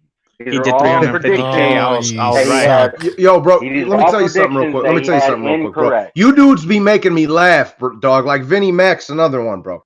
You dudes be calling up in here say I got 100% of my predictions right, but then when a big fight comes around and you don't got nothing to say, you don't have. It's funny because you dudes don't have any predictions on Pacquiao, Thurman, and Spence Porter, but then all of a sudden you motherfuckers get every single prediction right, like you're fucking. Nah, bro, because I follow real historians and I follow. You ain't no real historian. You're not a real historian. You're 20 years old. You just try to reference. You're 20. Hold on, just real quick. No, because JFL knows who I am, bro. All right, he knows who you are, but Like, who he's trying to are you, reference dude? him. This is the same guy who says that Danny Garcia is undefeated. This is the guy you're referencing. Bro, Yeah, that's what he that's thinks, right. man. I can't change his thoughts. Do you think Do you think Danny Garcia is undefeated, LFA? Do you think Nah, so? bro. Danny All Garcia, right. no. Well, he does, and you're referencing him. So Nah, because JFO does knows he his really boxing. know his He doesn't know his No, boxing. He doesn't. He No, does he know his doesn't boxing. because hold up. Oh my First God, off, man, this is good. we're talking about Wilder and Fury here, and he's talking about Danny Garcia. He can't even keep up with the conversation. This is the guy that you want to reference. Well, Okay? JFO, you're there, bro? No, he's gone. Just a little while ago, he started talking about, you know what's going to happen, El Jefe? DSG is going to get those belts back. And we're talking about Wilder and Fury. That literally just happened like a minute ago. This is the guy that you're referencing. Yeah, Is but that really JFO the guy knows that you that want to Tyson Fury's reference? a master cheater. He punched him Yo. behind the head and pushed him down. Deontay Hefe, let me Wilder also hits behind the head. But you're not talking Hefe, about let me that. let me tell you something, bro. Hefe, let me tell you something real quick, bro. I seen you on my homeboy D Jefferson's stream. I seen you on a couple other streams too. That's why I didn't jump on there with you, because I didn't want to argue with your little stupid ass. Say it again. Okay? Say it again, Jeff. El He Jefe, duck smoke. you have a good eye for boxing, right? You have a good eye for boxing. Tell me what D Jefferson Deontay just Wilder got bodied does wrong. on my channel, man. El Keep it Jefe, quiet. El Jefe, Also, Yeah, right. you belts have a will good eye for return to boxing, right? Wilder, and belts will You return to have a Danny good eye for Garcia. boxing. We'll Tell return this to dude this. We'll definitely return to this conversation. Hold on. Danny We got Garcia time, haters. man. Come on. Wilder Yeah, haters. man. Listen, dude. I just want to ask you a question. You said you have a great eye for boxing, so tell me what Deontay Wilder does wrong. Okay, what? Hold on. You got super chat. Go ahead. Tell me what if the guy El Jefe, right? Who's this great boxing historian? I'm right here, he bro. has a great What you eye for talking about? talent. Tell me what Deontay He's Wilder speaking to does me, bro. wrong. Tell me what Deontay Wilder does wrong. I think Deontay Wilder, what he did wrong for the rematch, I think he put a little bit too much weight on his upper body. I think that somewhat ruined his balance because, if you really look at his legs have got no muscle on them. So he got to put some more muscle on his legs, work on his balance. So that's the smartest His thing I've footwork heard a you say bit. so far. I don't know if the suit thing it's true or not. I can't really tell you because I wasn't there. If but he did, if he says he says the suit is bothering him, then he shouldn't wear a suit.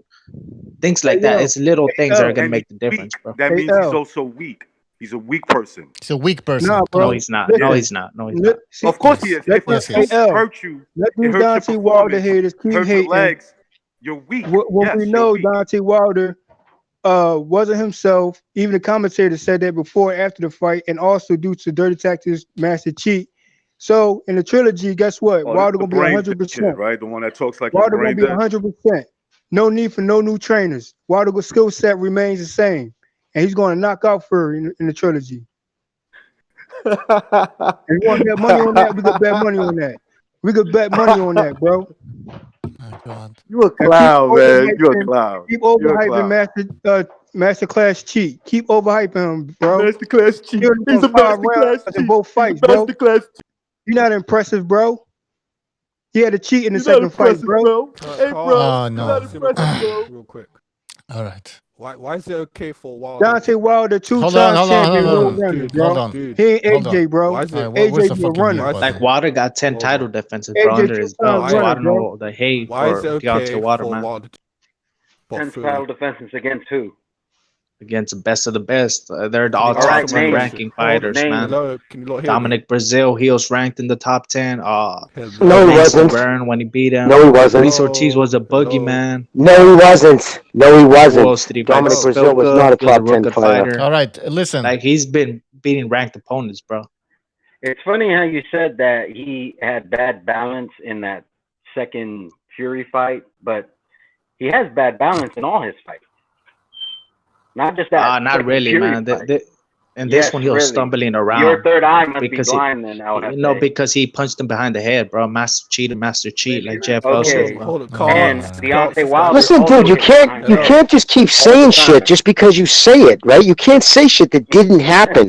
There was a referee who gets paid $100,000 standing right there, dude. There was no punch in the back of the head. When a fighter bends at the waist to the wrong direction and takes one to the ear, it's not a back of the Bro, head. because AJ was juiced up, man. Also, That's all facts. right, hold on, everybody, hold on. No, that's my speculation, man. All But right. we all know AJ gets Speculation, so it's- tired. So wait a minute. You AJ just said gets it's tired, speculation, and so this it's fight not he didn't get facts. tired, bro. Wait a minute. A second ago, you said that it's facts, but then you just said it's speculation. It can't be facts and speculation. It's one or the No, other. if you look at things Oh, as an Hefe's dumb. He illusion, has a very because low at the end IQ. it's an illusion that Right Ruiz now, lost. you have an illusion that No, he, bro. that Let me break it down, bro. Okay, go ahead and break it down, bro. Well, let me say this real quick. JFL, who did you have winning the Wait a Ruiz minute. versus? You're breaking it down, not JFL. Break it Wait, down, but bro. I need him to answer this. You said JFL, you were going to who- break it down. You didn't say Hold JFL on, was bro. going to speak on your behalf. I'm not here to have a screaming match, bro. Let me answer JFL. Let me ask JFL this question. LF JFL, can who handle did his you own, have? bro. So you need help. All right, That's let him JFL. get some help. LF can handle y'all, bro. Y'all easy work. Easy work. Easy work. That's facts, JFL. Who did you have? Ruiz. Who did you have in the Ruiz AJ, bro, winning the fight? And how did AJ win it? You said Ruiz? Yeah, and AJ. And should Ruiz have the trilogy? See, AJ don't want no trilogy, bro. He don't want that smoke again. What? That's what I'm trying to tell him. He want to run like Parker in the second fight. He's not even answering your question, El Jefe. You asked him who does he have winning. He's not even answering All right, that first question. of all, if they was to have a trilogy, Ruiz will beat AJ twice. Facts. Okay. That's You know why? well, that's a prediction. It's not Because facts. It's a prediction. No, listen. What's a fact? I mean, they have to fight, right? All right, listen. here's So- here's a fact. This guy Now, thinks here's that the fact. Here's the fact, he though. thinks that Garcia Here's is the fact now, undefeated, bro. Let me tell you, and bro. you're thinking that his prediction is accurate. Okay. Let me tell you this. Once Let me again, tell this you is the this. guy that you're referencing, No, and let he's me not a tell you good this. reference. He's Pretty a bad garbage one. reference. Pretty bad AJ reference. This guy AJ doesn't know didn't shit even about boxing. engage Ruiz, Not a bro. damn thing about Yeah, boxing. he got officially dropped down 4 times, and he officially quit, and then he ran like Parker in the second fight, bro. And that's facts. So you gonna plan to do a run tactic? That's not facts. All right, listen. That's This is your what we're gonna own have. bullshit perception. All right, listen. We're gonna take a little break from El Jefe and DSFG. So thank you for coming. Maybe you can I jump in appreciate later. Yeah, let me just Yeah. say my closing thoughts, man. I appreciate King Bucho or Bucho, however you say your name, bro. Yeah. All right. Red Glove I as wanna always. ask you my JFL, man, question. keep doing your thing. You know your boxing, but y'all gotta do your push-ups to be able to fuck Of with me, man. course. Anybody that wants We'll to debate me, develop. man, No hard do feelings on this. No. do at But least I wanna 100 answer my push-ups, question. bro, per day. All right. All right. Because Thank your you. I'm about to push-ups go Thank on. aren't doing you All any right. good. Your All right. push-ups ain't doing you no good, bro. We'll develop that pineal gland or whatever. This Third guy's eye. Yeah. Can you not hear me?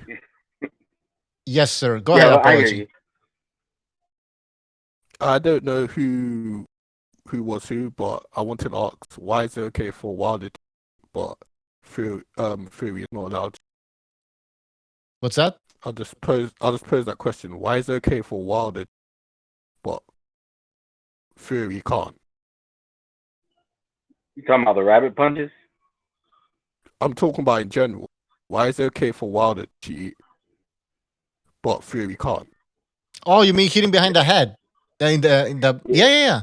Oh yeah. Look Yeah, at. that's- Go ahead. Well, that's Everything the point Wilder I was does, trying to everything. make. I was trying to tell them because the two Wilder lovers are no longer on the stream. But that's what I was trying to tell them. They're talking about how there was illegal punches, but they're completely ignoring the illegal punches that Wilder threw. And Wilder did throw illegal punches. It's what we call double standards. They think it's okay for their guy to do it, but when he's on the receiving end, then he's gone. Fury's gone too far. So, but it's like I said, El Jefe, he thinks he's undefeated, but his official prediction was that Wilder was going to knock out Fury. He picked Ruiz to beat AJ in the second fight. And like I said, he also predicted that. Wait a minute, brother. Hold on. Stay back for 1 second. You just said he did predict Wilder to knock out Fury. You did hear him say that at one point? Yeah, he did because. So that means he just came up on here and just lied through his fucking teeth. He did. Yeah. He lied through his teeth. Fucking zero character, dude. Hit the I didn't hear road. him make a prediction, but I just took a wild bet and say that Well, the fact he said that he's 100% undefeated, predicts everything right. That, all right, okay, what's the biggest heavyweight fight in your lifetime that you, I didn't predict that one. You're a fucking liar, dude. You got no credibility. So imagine how slow and sad your life has to be that you need to come into some random fucking group with a bunch of dudes and lie to make yourself feel better. Wow, dude. Hide the sharp shit. Seriously. Can be open them up. He kept on trying to use DSFG as a valid reference. So I mean, he screwed up there. I mean, you're talking about somebody who, who's mentally slow, very slow. You could tell by the way he talks. Yeah. I'm sorry to say it that way, but that dude, there's something wrong with him for sure. Well, is that I'm the sure one with the low, heavy breath? I think so. I mean, he was really referencing that fucking mouth breather. The kid DSG who comes up in here says it's facts that Deontay Wilder never lost a fight. Bro, in every sentence. So you're referencing the fucking kid who has to wear a hockey helmet when he leaves the house. What do you consider a guy who's claiming to believe that Deontay Wilder didn't lose a fight? Wouldn't you consider that guy to be a little slow? He's saying it's facts, not in his opinion. He's saying it's factual information. Go to BoxRec. He never lost. I consider that a guy who's mentally ill. Yeah, he's a little slow. And I could even deal with, hey, listen, I can deal with somebody mentally ill. Then it's beyond his help. But when you come up here and you lie about fucking things just to set yourself apart from everybody, again, it's not like we're at a bar and we're all fighting for this fucking couple of honeys. You know what I mean? Like, this is what makes you feel good about yourself? Wow. You know where he does it? He has to convince himself the truth. That's why he keeps repeating facts, because he knows he's. But he deep down knows he's lying. He has to convince himself before he tries. That's sad. I don't get these people who are very confident that Wilder's gonna be able to knock out Tyson Fury in the third fight. Like they're convinced that it's gonna happen, and I don't really get a proper explanation as to how Wilder's gonna manage to beat Fury, because he looked like crap in that second fight. Let's be honest, he didn't do anything. So look, the only thing I could see him doing is giving a slightly better fight.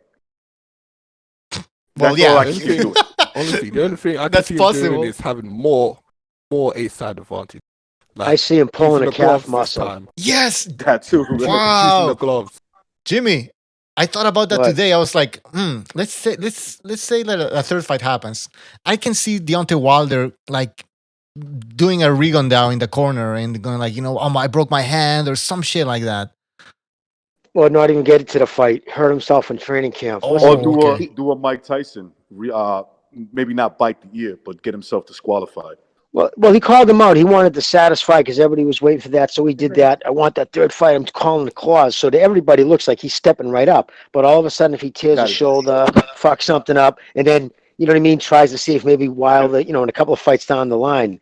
But listen, psychologically, your first loss and to lose that way, and he can have all these, half-wits come up here, punch behind the head, fucking glove gate and all that other shit. Listen, this is what happened. Wilder went up with that stupid, absurd fucking till this day rant. You know what I mean? He realized by exploiting historical victimization, those LDBC clowns would embrace him because he made this whole thing about race. He embraced it. He cultivated the race angle, and now it's gotten a life of its own. So now it's a race thing to these people. That's why he has to win. He has to, because what possible excuse if he gets smoked again? What are they going to do? You're going to see these LDBC channels, probably half of them just fucking cease to exist. Exactly. It's based on that. Yeah. And listen, Wilder was fighting for Africa or something, apparently. which doesn't even make sense because Africans from Africa weren't really supporting Wilder from what I saw in the comments. So he was a high school jock, right? He was the voted most popular kid in his high school. You see pictures of him. He was he's a handsome kid. He was a fucking, see by his person, he was the most popular kid in high school, a fucking football player. His girlfriend was hard. You know what I mean? Listen, that kid was never oppressed, never marginalized. He even admitted in that interview in England, I didn't know anything about it. Like, I never dealt with it. But when I see pictures of my people being hung with their hands behind their back, that makes me, sick. It makes me want to cry. I remember seeing that same picture when I was a little kid. It made me sick. So, yeah, great. But they're using the suffering of their ancestors. And it's like, that happened to us. You know what I mean? To me, it's just a low rent move. Yeah, and he didn't have to do started that shit with the LDBC. I think, you know what happened with Wilder? I think he saw Tyson Fury talking about mental health issues and kind of like getting people behind him based on that, the mental health issues. And so he tried to find his own battle outside the ring. And then he found this whole African thing, like the African... yeah, go ahead. You know what's funny about that? It's a little off topic, but Africans hate Africa. Like, I've seen it online in real life. Oh yeah, there's a huge thing between African Americans and Africans from Africa. Most of them think they're spoiled and they're not true Africans. That's why they hate each other. I know it's a mutual hate, you know what I mean? So it's pretty interesting when Wilder claims that he's fighting for Africa. I mean, who are you, man? Anyways, you're not even from there. But anyways, I just want to thank Mr. E. Thank you for your contribution. He says, El Jefe, top yourself. G Boogie says, Little Jefe is the master debater. You don't know mierda. You don't know mierda about boxing. There you have it. There you have it. Whew. That was insane. Yeah, no, it's actually you guys. Somebody mentioned that kid, Ring IQ. I think Johnny Boy might have mentioned him earlier. Yeah, he just put out a video yesterday. Really, I just saw it. Yeah, yesterday. It was really good. It broke it down about this one caller. He couldn't even mention 3 of Wilder's opponents, and he broke it down. They're conflating themselves because they're black, he's black, and it's become a race thing. They're attacking, and then they bring up these obscure fucking things that have nothing to do with the fight. And again, Wilder could have came out and put an end to all that, and he didn't. He's letting them because he doesn't want to deal with the fact he got beat up. Well, the dummies are arguing about a fucking fake narrative. They're not dealing with the truth. He just didn't have the skills. End of story. Well, that's going to change, though. If they fight in October, apparently Wilder's going to make big changes. So get ready for that. All right? You know what the change is going to be? You know what the change is going to be? He's going to choose through his gloves and choose the ring size. He's going to make sure Fury has even less of an advantage than he did in the... Yeah, but even then... it won't matter, but he will think he will have to have the advantage to... My only concern... Oh, I'm sorry I'm talking over you, brother. I'm having a hard time here. I thought you were done. Sorry. Go ahead, Jimmy. No, I'm done now. I was going to say my only worry is Fury. He's like one of those people. I'm like kind of like that too. If I don't have something to really get up to... And it's like one of those, he seems like one of those guys, he's already been there, done it. It's going to be a little harder to get up for it. Hopefully he just, he can tie into that. Because I'll tell you, man, nothing encapsulated that fight than when the ref took that point away. And the way Fury was like, yeah, hurry up, get it over with. Because the ref, he knew the fucking judges weren't going to have anything to do with it. Take your point, silly boy. Yeah. And the fact is, right after he took that fucking point, at the end of that very round, Wilder hit him in the clinch. After the clinch, the same thing that fucking he got a point taken away from him for, well, Fury for. Yeah, he's very predictable. He waits for the referee to break it up, and it's like a little sign. He does he tries to hit you right off guard, right there. The 1-2, that wide stand 1-2, like he's about to take off in a fucking race. That's what he does. He's very predictable, and I don't think he's gonna have A-side advantages when he goes in. Like. Yeah, there'll be some fuckery there, here and there, but he's not going to choose the ring size. He's not going to choose anything. It's simply, Tyson Fury could just say, no fight. That's it. I'll take it. He's going to call the WBC franchise champion. I'll be the guy that fucked you up, and we'll never fight again. Okay, that's it. Hopefully a different ref. Yeah. Yeah, because Fury's going to pick everything now. He's in the driver's seat. So I'm sure he's going to use the ring doesn't really matter, but the padding. I know he's And going to if you want think thinner Tyson padding. Fury is not a player in I mean, this thick game, padding. if you think Tyson Fury's not a player in this game, people are crazy. They're sadly mistaken. He wants to make big money. Now that he whipped Deontay Wilder's ass, he can make this fight very difficult. Everything's going to be on my terms. As a matter of fact, I want to fight in the UK. I don't even want to fight in the MGM Grand. Oh, you want me to fight in the MGM Grand? I want a bigger slice of the money. That's it. Oh, no, you're going to take my belt? Take it. So what's going through? Sorry, go ahead. I'm still the guy that whipped your ass. Yeah, pretty much. It doesn't change anything. I'm still the guy that dogged you. What's going on through Al Heyman's head right now? What's he thinking? You want to know what my honest opinion is on that? Look, man, I think it's now a gamble. Everything's a gamble. Now that the O's out of the way, Wilder doesn't have anything else. Okay?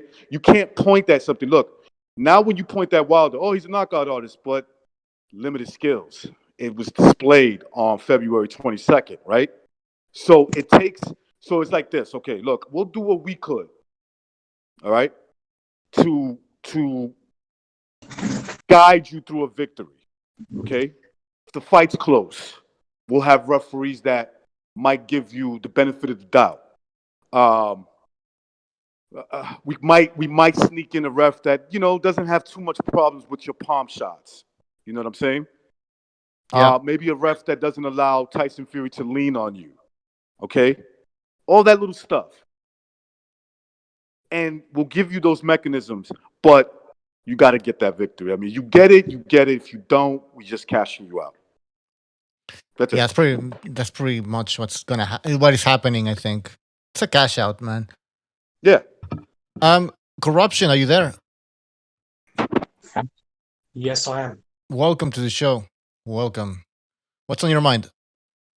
King, I think the time has come to put an end to all of these conspiracy theories regarding the Wilder and the Fury fights, because my threshold is now exceeded. So it's time to correct all of these neolithically incompetent idiots out there who don't understand the concept of officiating, what they're seeing. And if you want, I'm more than happy just to clarify finally and just end this situation. Go ahead. All right. Floor's all yours. Yes. All right. Now, I mean, boxing is one of the most frustrating sports in the world, because you've got individuals who are still disagreeing over fights where the original source content weren't available 60, 70, 80 years ago, and they're arguing about newspaper decisions. But in these modern day fights, boxing is not subjective, nor are the rules of refereeing. There is a strictly defined criteria, but the difference comes because the referees' positions are in different. They're not sitting identically, they're in different positions, so therefore there's different views. So consequently, you are going to get differences in scoring, but a knockdown is still a knockdown, a low blow is still a low blow. The lack of honesty from these boxing fans is now becoming so annoying, and it's turning away a lot of people. Now let's talk about this so-called punch at the back of the head. Now, in the third round, now Deontay Wilder doesn't use a conventional high guard, to block punches. Sometimes he uses his left hand to parry, but generally what he'll do, he'll try and exit away by using his back foot, using his lead foot first. Because this guy is so incompetent with his footwork, he's not a counter puncher because he's got a wide stance. Now, all of the great counter punchers in history what they'll do is they'll exit with their rear foot first to get out of position, so that they still, in an attack position, they've still got weight on their foot, and then they can punch off their back foot. But what Wilder does is he withdraws his lead foot, so his feet become crossed, and that's why he's off balance, and that's why he can never counter punch. Now, in that particular situation, the referee called a break, and after the break, Tyson Fury landed a jab first of all, and what Wilder did is rather than exit, he turned his body. Now Tyson Fury was over a meter in front of him, so he couldn't see the back of his head when he initiated his punch. So when he threw his punch, Wilder turned because he doesn't know what blocking or parrying a punch is. So the referee knew that could ascertain he couldn't see the back of the head. So it wasn't a premeditated rabbit punch. So when the punch actually landed, yeah, it may have landed at the back of the head, but it was not premeditated, nor could Fury see the back of his head.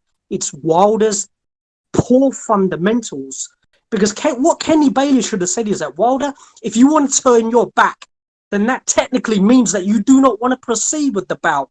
And the referee can call a halt to the contest and say, because that's a no mass. That is why in the rules of boxing, fighters cannot turn their back, because opposition fighters have a major disadvantage, is because it effectively takes the whole body and head out of the equation. Because if an opposition fighter throws a right hand, it will hit his kidney. If he throws a headshot, it'll hit the back of his head. That's why you cannot turn your back. So if Deontay Wilder is turning his back, either he takes a legal blow or the referee stops the contest and say, you cannot turn your fucking back. Why these fucking idiots just do not realize it? This annoys the hell out of me. All right. Excellent point, man. Excellent point, man. Bravo. Excellent. And I can. Go ahead, Jimmy. Sorry. No, I was going to echo what he was saying about the. It's become. They don't push it as much as they used to, but I can't stress you enough, especially in the amateurs. Back in the day, you weren't even warned. You turned your back once, done, bang, the fight was over. That's true. I mean, that you even once you turned your back, that was the Queensberry rules. That was one of the back in the day. It was like if you wanted the fight to stop, you just turned your back, bang. And the ref called it. I know that's true. I lost the bout on points on that. I turned my back. Next thing you know, I turned back around. The referee said, stop. He went, 1, 2. I said, what? He didn't even, he just kept counting. I'm like, what the fuck? And fight was close. It went to the scorecard. And got the state in 8, yep. Yep. Yep. I mean, you've got two orthodox fighters now. If he turns 90 degrees, so he's turning his left shoulder, which Wilder did. So Fury is also he was fighting in orthodox in that position. So if he threw any punch to the body, it would have been a kidney punch, which is obviously illegal.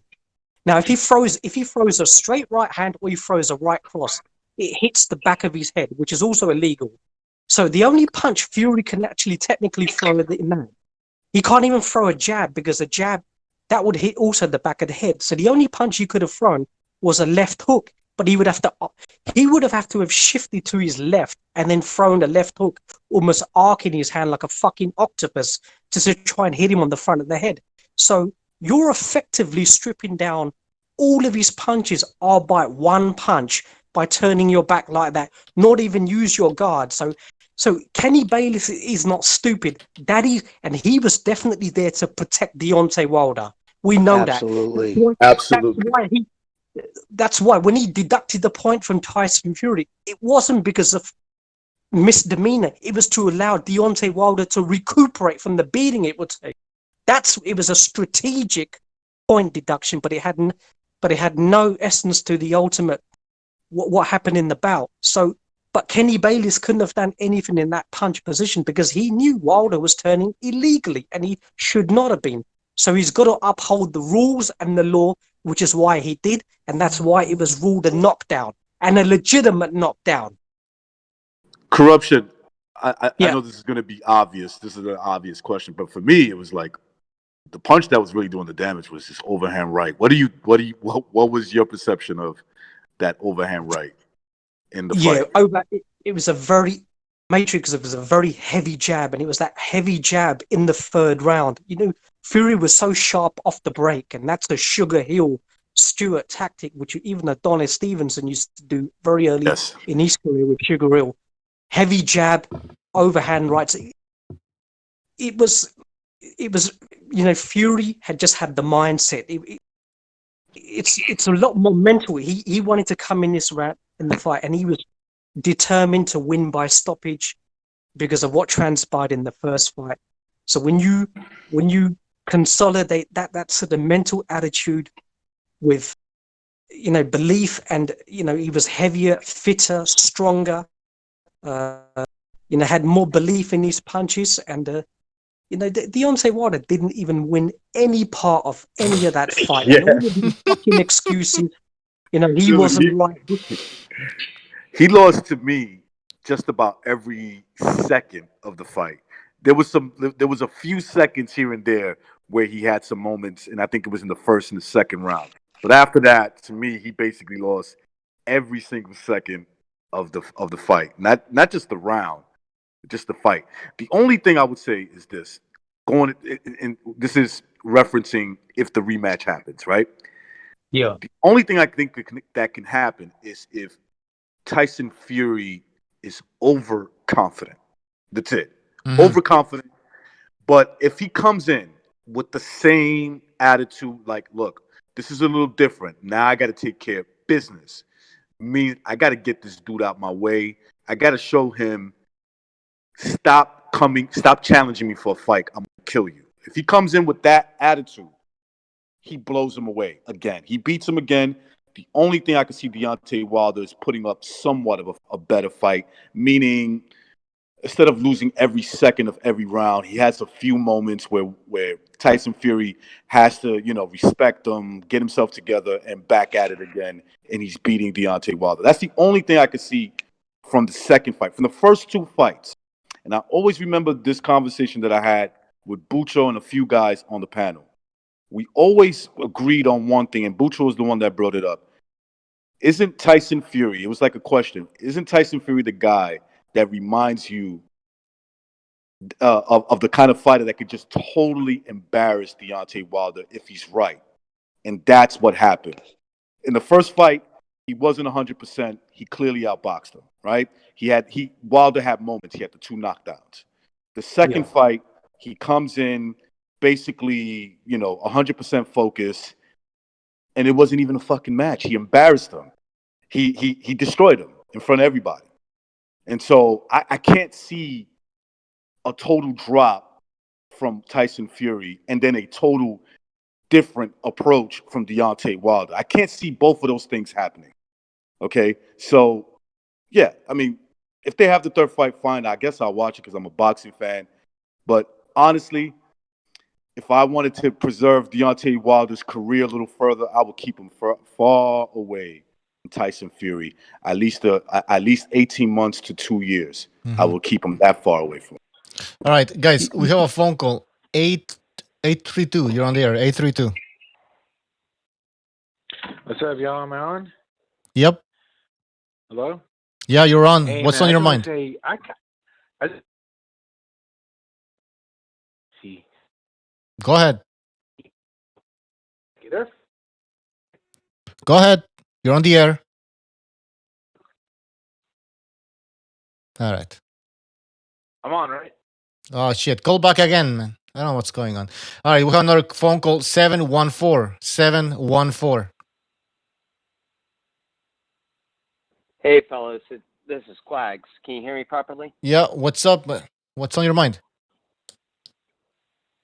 Well, the only thing I have to say, I guess, would be look at Mark Breland when he talks about Wilder after the post-fight interviews and the pre-fight interviews and how he's been coming along. That's all I have to say, I guess. When you have your own Wait, coach, Quacks, what are you saying? Are you saying how is he coming along after this fight? After the his loss? just in general, Frank. Just in general, like he looks dejected, almost sometimes. Yeah, I got you. I got you. Yeah. Quags, look, how, you raised an interesting point, and it's something I thought about. I think Mark Breland has to go for this reason. The reason I mention is because Wilder doesn't know how to pull back with the correct foot. and that is one of the most basic errors I think I've ever seen in the boxing ring. He's never corrected. That's why his feet get crossed and he's off balance. It's because he doesn't pull back with his back foot first. He pulls back with his lead foot. Now, when you've already got a wide enough stance, that is suicidal to do that. It's a recipe for Tyson disaster. Yep.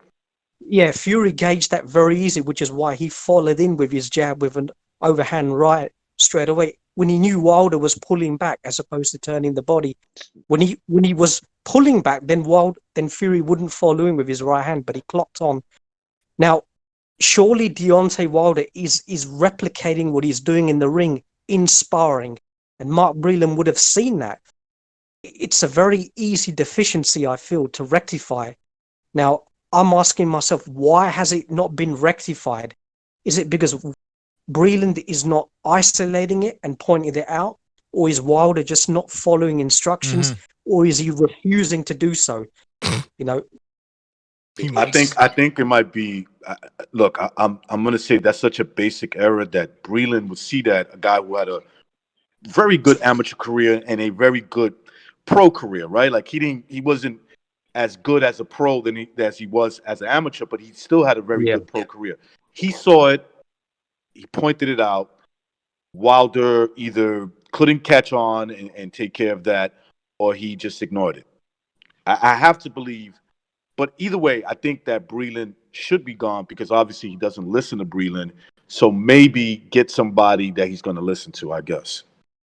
Yeah, I agree. Yeah. Anything else, Quacks? Quacks. Well, I'll say this. My dad would say, I can explain it to you, but I can't understand it for you. I think more so the deficiency is on Wilder's end. You can give him any coach. You can give him anyone at this rate.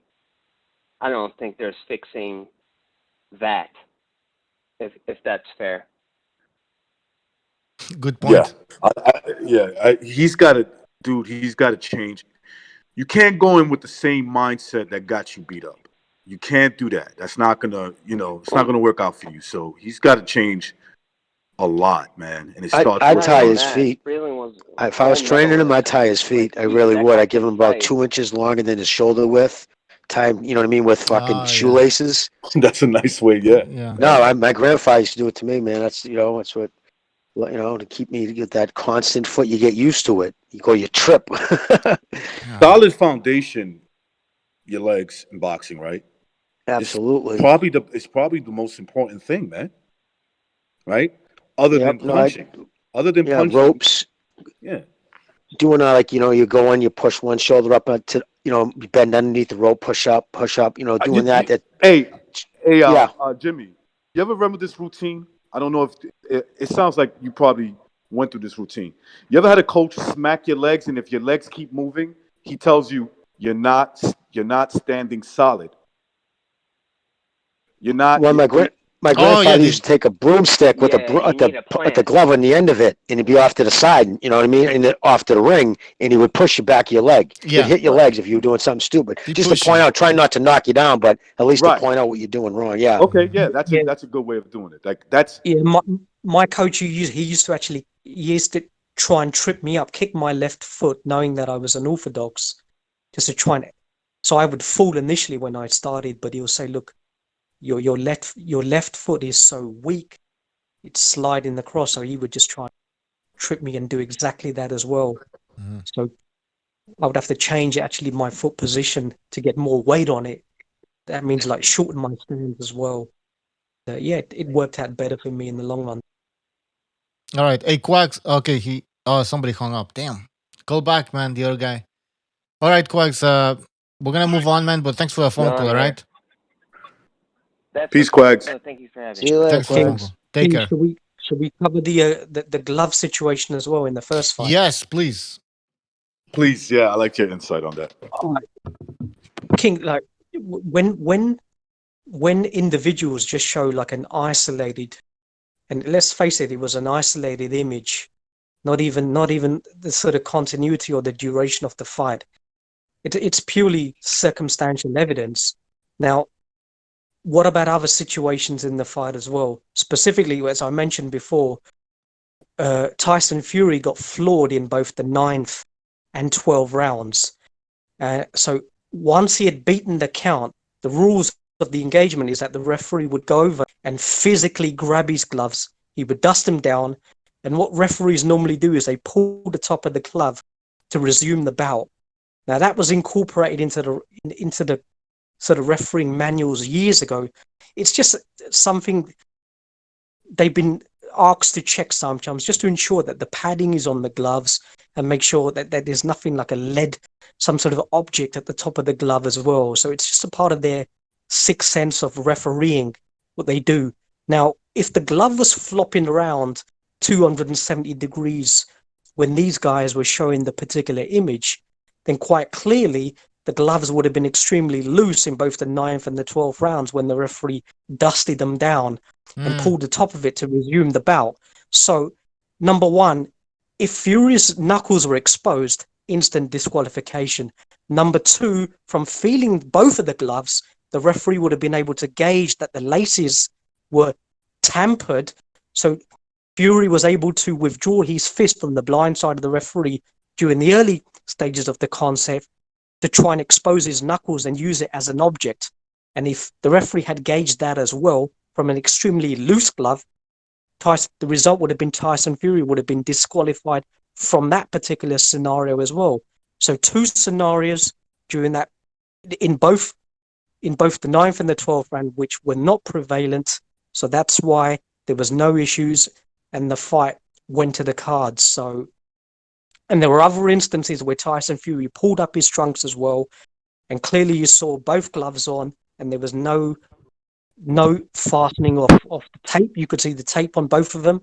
Mm-hmm. You couldn't see the laces on them, but the gloves are on as well. So there's so many other instances in the fight which these gentlemen just do not show any evidence of whatsoever, because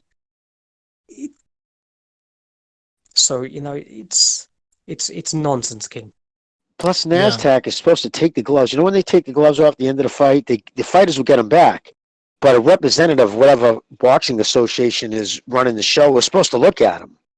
Yeah, like when they take them out, they're supposed to hand them over to NASDAQ. They're supposed to then look at them, make sure there was, like you said, no padding taken out, nothing funky, because they don't want to be surprised later. And then they hand them back to the fighter, because a lot of times they'll sell them or save them, frame them, whatever. Yeah. But they are supposed to be looked at.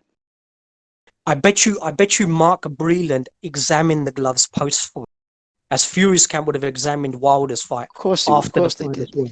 Yeah, absolutely. Great point.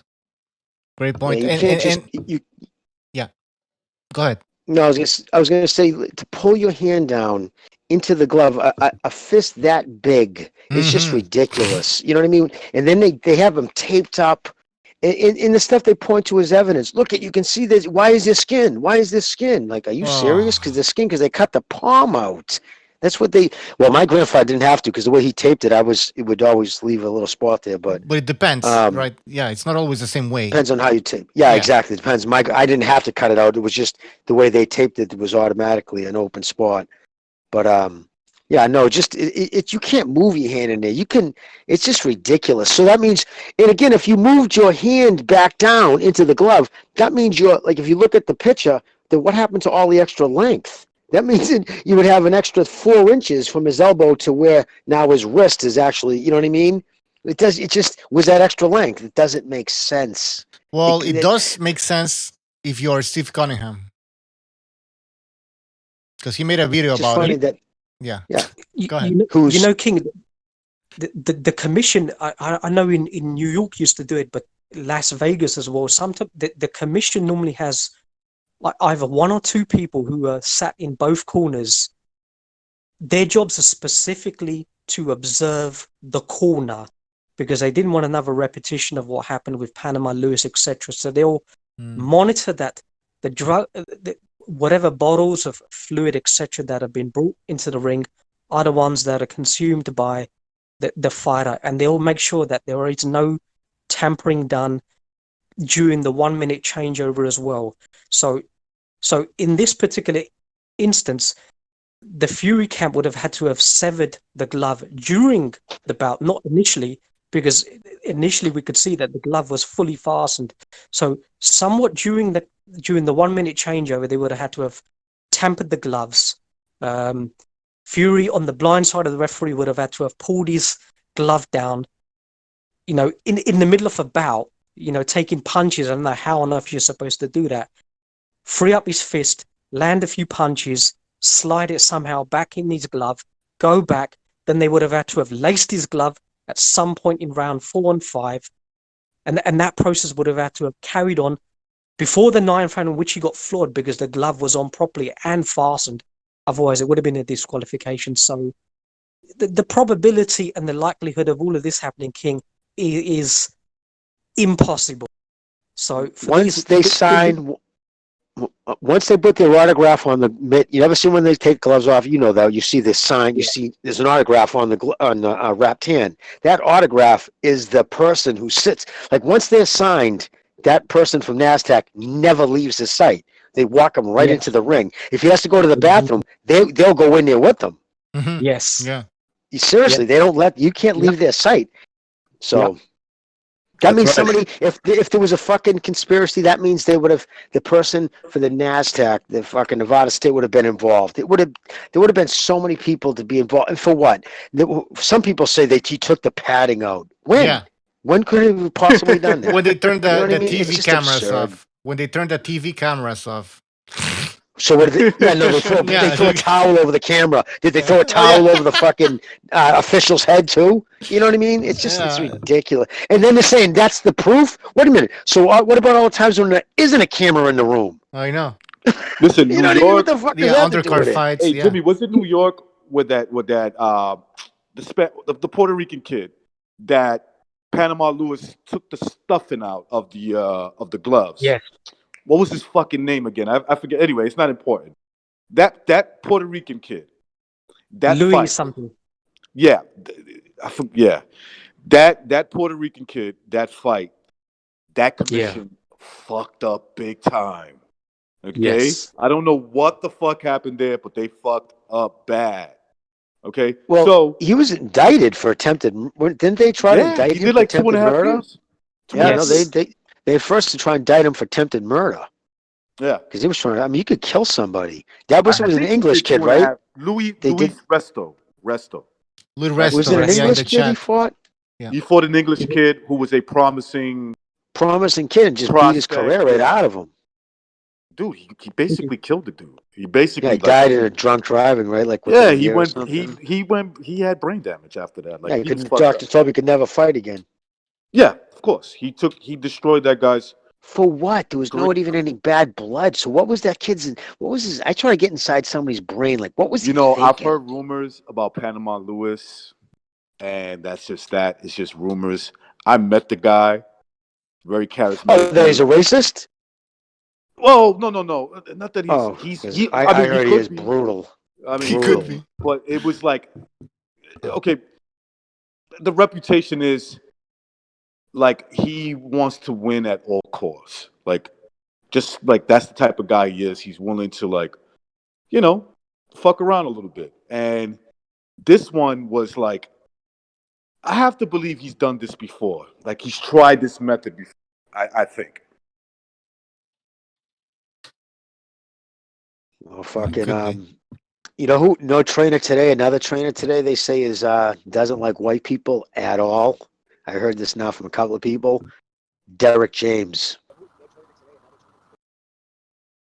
I'm just telling you, it's a rumor, but I heard that he does not care for the company of white people. Hey, we have somebody. Didn't Derek James train that kid Rob Brand or something briefly? I don't know. Because he was in the Errol Spence camp. I know that. He spoke very highly about Spence. I'm sure Derek James was working with him when he beat Murata the first time. I'm not sure if he's still with him. But I'm not sure. Well, like you said, Steve Cunningham. I mean, look at the fighters. All you got to do is just look at the fighters who've mentioned Glove. Steve Cunningham is the Errol dirtiest. Spence. He's dirty though. Steve Yeah, Cunningham. Steve Cunningham, dirty. Errol Spence, and who's the other one? I think it was it fucking Gary Russell Jr. Precise think did I an mentioned amazing something. video, and I'm sure you guys know about this Oh, yeah. video. He did this amazing video of, like, he kept it to himself. He never talked about it. Just out of nowhere, boom, he drops this video. He's like, I'm tired of this shit. It started off like that. He's like, check this out. The dude was fucking dirty. His trainer. I don't know why I'm drawing Sister Nassim. a blank with names today. Sister Nassim. Yes, Brother Nassim. Okay. Brother Nassim, the dirtiest con man you could ever meet in your damn life. One of the most dirtiest con mans. Was fucking with the gloves. Remember, there's a track record with these people. And anyway, the video, it's like, you should never talk. The only reason why that video's not up there is because, in just speculation, Precise was probably given an offer he couldn't refuse. Okay? So he took it down. But that was there. Everybody saw that. And basically, you could just go and watch the fights I remember the fights that he, the one black gentleman from Africa, I don't remember his name. There was a Canadian as well that he fought. But tell people how you think, in your opinion, because this is all speculation, on how Steve Cunningham probably cheated. Explain to people how. Oh, he dropped off. All right. You know what? Let's stop talking about Steve Cunningham. I'm tired already. But look at his fights. All right. Oh, he's recognized his back. Recognize. Shit. Sorry about that, man. Now, this is all your opinion, of course. There's no proof of Right, anything. this is my opinion, but you could just look at the fights for yourself. Come to your own conclusions. I don't know what you might see, but I have a feeling you're going to see what I saw, right? And that's that there was something real dirty going on. And I also believe that there was something dirty going on with Trinidad, against Trinidad. Not that Trinidad was doing something dirty. It was against them. And I also believe that there was something dirty going on against Margarito. Not that Margarito was doing. I'm not going to say Margarito was totally clean, but my opinion is that Brother Nassim is very dirty. Very dirty person. That's my opinion. Well, he was suspended for something, wasn't he? I forget what it was.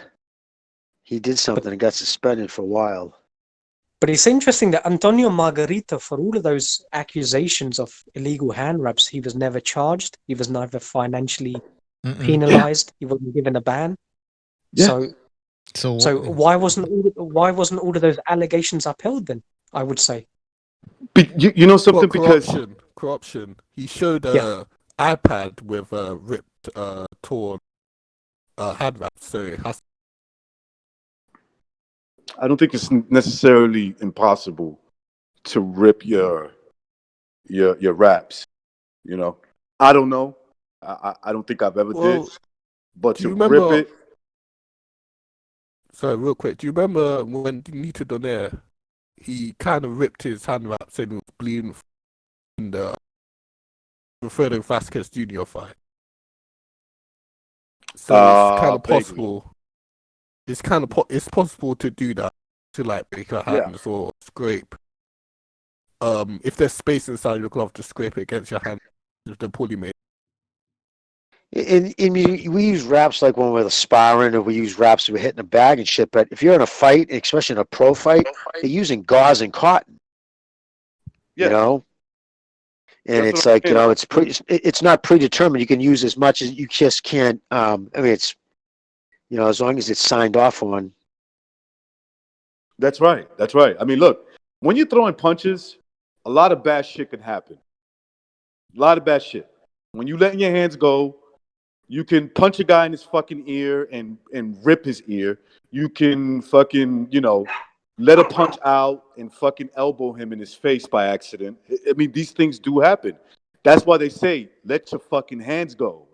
You know, people, they claim to love boxing and they know it. Oh, I know it. So what do you think they mean when they say let your hands go? It means that something bad could happen to your opponent.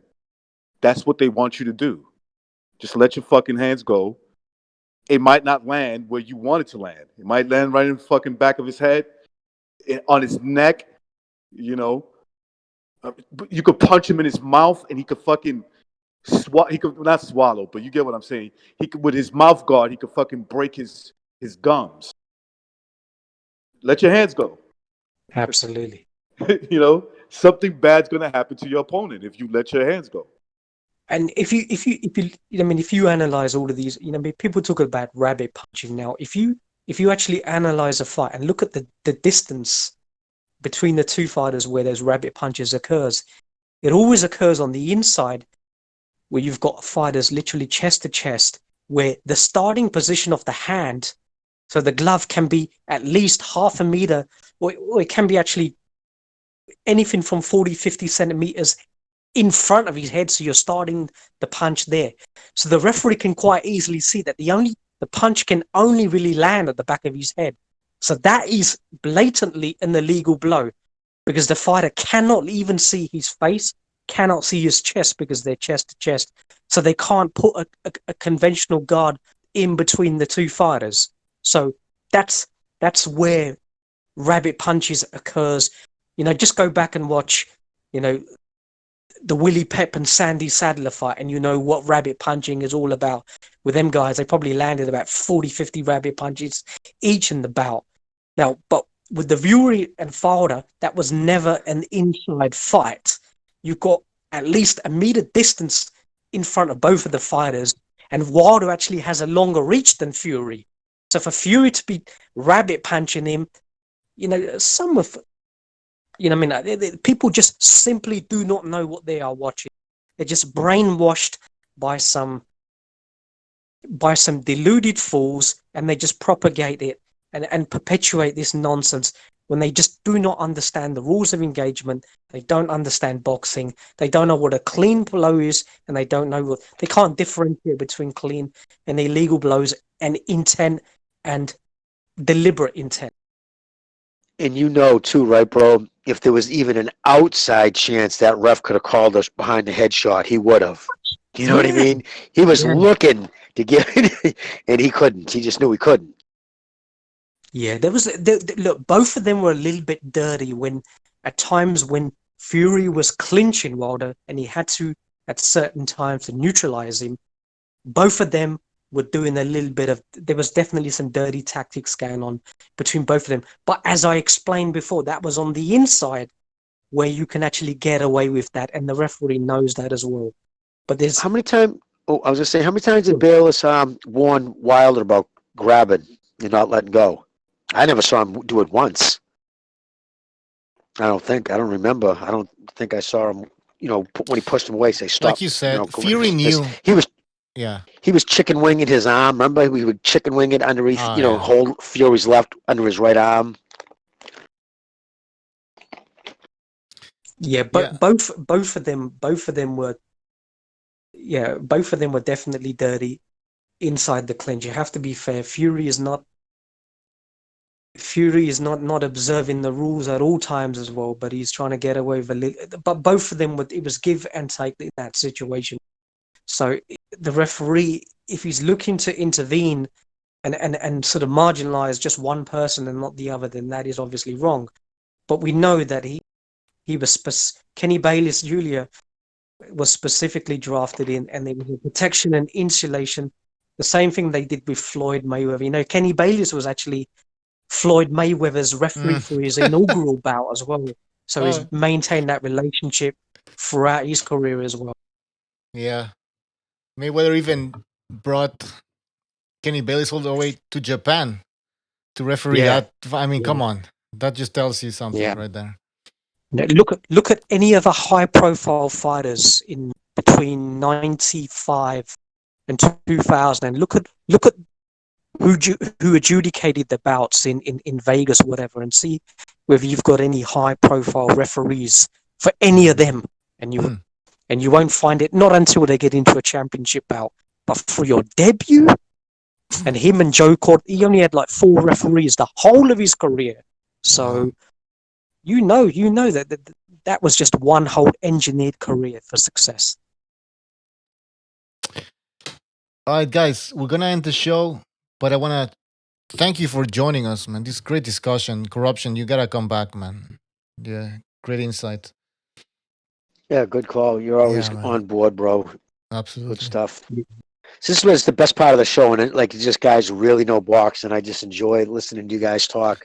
Yeah. You know, and I don't mind when these young kids call, but when someone Yeah. has to constantly talk over you, brah, and talk over you, that's because their emotions are driving their fucking brain, and their opinions are driven by emotion, not by facts. Right. They're not, that.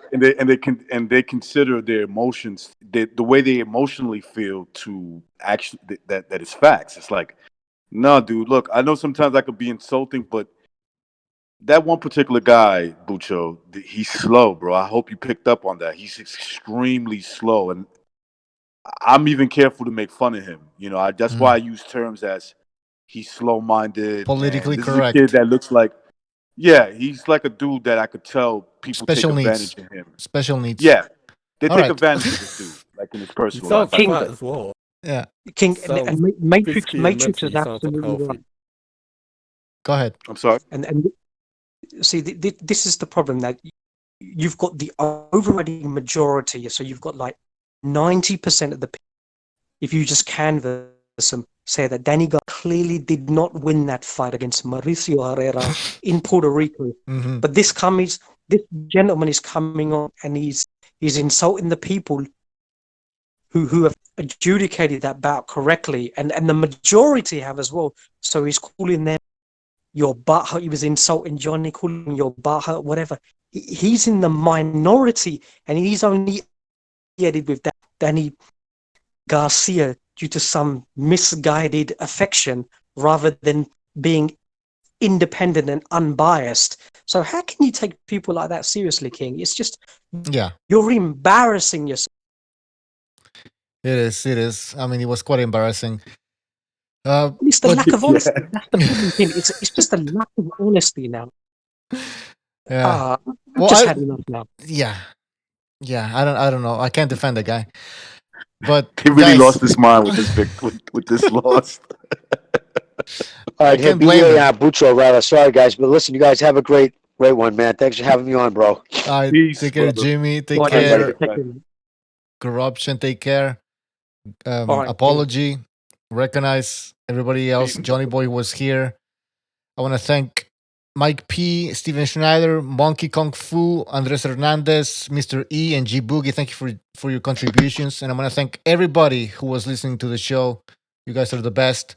And we will see you next time, hopefully on the Second Renaissance later tonight.